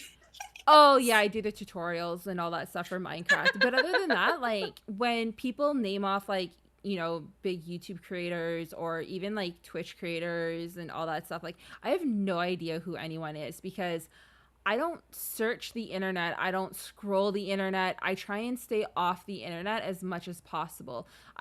Like I said, I used to be huge into like scrolling TikTok and all that stuff. I don't even open TikTok anymore unless it's to like one of Mayhem's videos. I stay the fuck off of it. Barely go on Instagram anymore, which I probably should because I want I to know, I'm start over here like, vlogging for I call was gonna say moms. we need to start planning these But like the things and thing like is editing like, together. and I try to explain to the kids like there's a whole world outside of like the internet. Go experience it. Go explore. Like don't get so sucked into other people's lives and miss your own. Because I feel like that's what everyone does. You're so busy watching someone else like, you know, vlog their life on YouTube or stream on Twitch. What are you doing with your life? Like, what are you doing? And like, I get it. A lot of us don't have the luxuries to go places and do things. And I'm not judging the people who stay home, especially if you're in your like adulthood or whatever, do whatever you want. But for kids, kids need to go outside. They need to experience life. Instead of watching someone else live theirs, go live your own. And like that's a big reason as to why I cut off YouTube for the kids. Like besides the things that like there's no telling what they're gonna see, I hate when my kids come to me and they say, "Well, I see these kids doing this on YouTube. Why can't I do that?" Like I want to go to Disneyland. I want to go do this, this, this, and this. And it's like it breaks my heart because they're going through all this jealousy and comparing their lives to these other kids who've got money and they've got, you know, all this privilege that we just don't have. This is the thing too, is a lot of the And it people on hurts. YouTube who start vlogging, they already have the money. They have the means to do Exactly. so. You like it's very rare to see someone who is poor and like low, I don't want to say low class because we're not low class people, but like poor people start vlogging and make something of themselves because like our lives aren't interesting because we can't afford to go do things. So like you may see me go through a Tim Hortons drive-through or you know walk down the street with my kids, go to the mailbox, all that stuff. But like that's my life. I don't have money to like go on trips to vlog or do all this stuff. So like it's such an unrealistic thing and I hate that kids are like sitting there watching it and being like, well, why can't this be my life? Well, because like we don't come from money. We just don't have things handed to us. Like our life just isn't that simple. And like kids need to realize that like life's not just handed to you. Like this isn't like even the stuff that they see on YouTube, it's not fucking real. Like No. it's all staged. But they don't know that. I know, and that's what sucks. They don't believe that. I know, and that's what I mean. Like the internet sucks. It's such a I don't know, it's a shit thing. I don't like it. I don't know. Call me old fashioned, call me old. Like, I don't know. I don't like the internet. I don't like YouTube. See, I and don't it's like TikTok. I feel like we're the perfect generation to say that the internet it's there's times that yes, it's done really good, but seeing the things that we have, like I think I can almost say it's done more harm than good. Oh yeah, 100%. Because like I said, we're that generation that grew up without it at first, and then was boom, introduced. it's Yep. everywhere. Yep. Yeah, we saw like what the world was prior, and trust me, like I had a great childhood without the internet. Like I had a great experience. Like I made the best out of a bad situation because like I said, we didn't come from money, but we had like my Right. grandma's house, which was like our camp, which is where we made the most of our memories. I had family, cousins, friends that I hung out with. And then you just grow apart from people when the internet gets involved because then you're stuck. You're stuck in front of a screen. You're stuck whether it's on your phone or a tablet or a computer. You're just living your life through that instead of like going out and experiencing things again. And I'm guilty of that. I am a fucking hermit from hell. I would much rather spend my time with my friends in Discord See, than this is go the out thing into is, the like, lands of peoples. But I don't regret my life because again, like I never would have met Mayhem if I didn't have like the computer. But I feel like if I did have a vehicle, I would experience life more and I would bring him along with me so he could experience it too. Like I would still technically be on a screen, still have the internet, but again, that's just the life that I'm choosing because I have the long distance relationship. But I would take our relationship outside of the house and go experiencing things with him. You know what I mean? Right. Like I would be able to do more stuff and bring him along with me while he is, across the world. You get to experience Canada in a different way. Yeah. That's what I want. I want us to like adventure together, whether it be like together in person or through screens. Like it's just our life. We adjust to how it is. So whether we adventure through a screen or we adventure together once we are like together in person, then it is what it is. But yeah. I don't know. That's my take on it. Do we want to have a bit to address like some things in chat, or what you want to do? I mean, we can. Also, thank you for the follow. Canadian, Moose, Canadian. It'd be a lot of like bushes and lakes and big nickels. So there's a comment that was said, think how rapidly technology changed in the last 60 years. It is wild. It is crazy to think of how much it has changed in the last 20 years. Yeah, I was going to say just for the last 20 years, it's crazy. It's changed a lot. Like it's evolved and it's only going to evolve more as time goes. Like we were saying earlier, like AI is out of control. Like I fear for our kids with like AI. Like, and it's crazy because you see a lot of pictures online and like my kids will see a lot of pictures and it looks so real. And I have to explain to them like, no, it's AI. Like that's not real. And they're like, but it is. Like that's a real person. I'm like, no, it's not. No, it's not. Like it's crazy.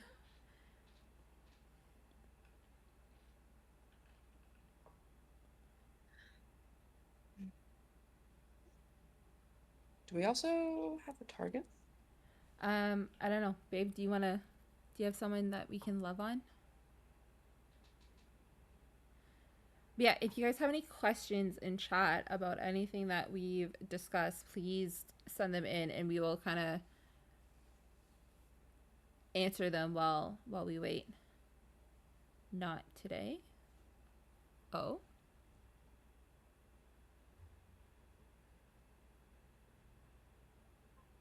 Do we find someone new?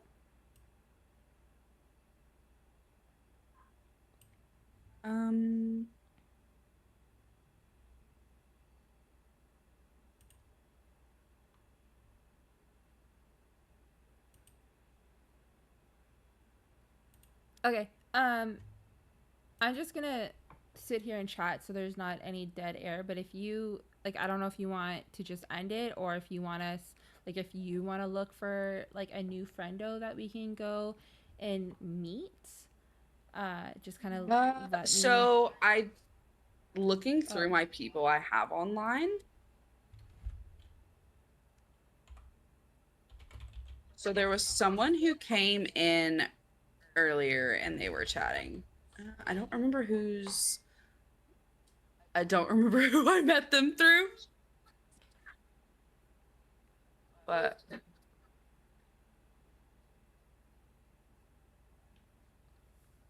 then again, it's also with the lack of people coming in and actually being involved, just ending it could also be a possibility.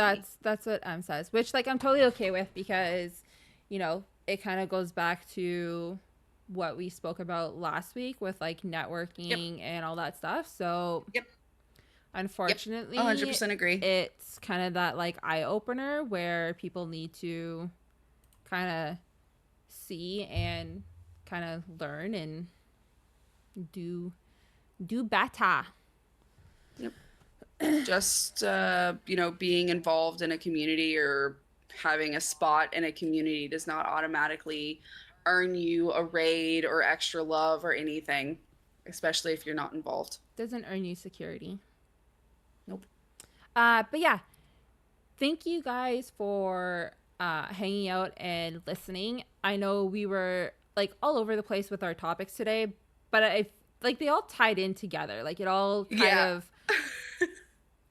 I had like my list and all my topics and everything, but it's like in everything we talked about, the next topic got touched, and I'm just like, my brain is counting the days to Thursday. Like they all mesh together. It's basically all about like, you know, like what you learned you know, throughout your life, and like how the internet has grown, and how, you know, you feel it shapes your kids and how it affects your kids, which you know, it does a lot. So yeah, so it was all like all over the place, but kind of still meshed together quite nicely.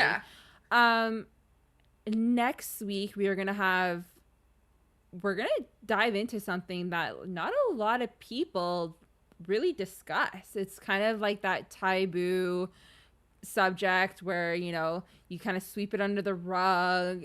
They're more or less too shy / like it's socially not approved upon, I guess, for people to talk about.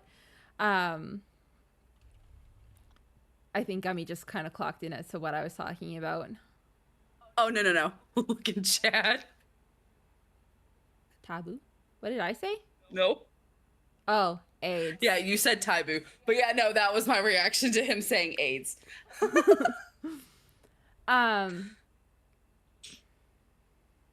Yeah, I said taboo. So we are doing that next weekend? Taboo? It's taboo. Did I say taboo or taboo? Thought I said taboo. You said taboo. Oh, maybe. You said taboo? It's weird. taboo. I know it's taboo, which is weird because I thought that's what I said. But yeah, it's definitely going to be one of those subjects where I hope a lot of other people kind of step out of their shells and speak up on, because it's so important. And I think we're going to touch on like not even just for like one, but for all, and kind of go from there. But yeah, definitely tune in for next week, because it's going to be interesting. It's going to open up some doors that I feel need to be opened, because I feel like they're locked shut very tightly. Yeah. This one, I will say, like, this week was a good just reflection conversation type, but a little bit of a break from the heavy hitting, like, next week's going to be heavy hitting topics. But yeah, next week will definitely be pretty heavy hitting. So yeah, be sure to tune in next week. And until then, guys, I hope you guys have a fantastic week. I hope you guys stay hydrated, stay cool, because I don't know about you guys, but we're getting hit with a heat wave. But yeah. Yeah, same here. It's just now 12 o'clock and it's already over 90 degrees outside. Yeah, we're hitting like 114 again today. It's freaking crazy. So yeah. All right, enjoy the song for a little bit, but like Rumi said, I hope you guys have a great rest of your weekend, and we'll see you next week. See you guys next Sunday. Bye. Bye.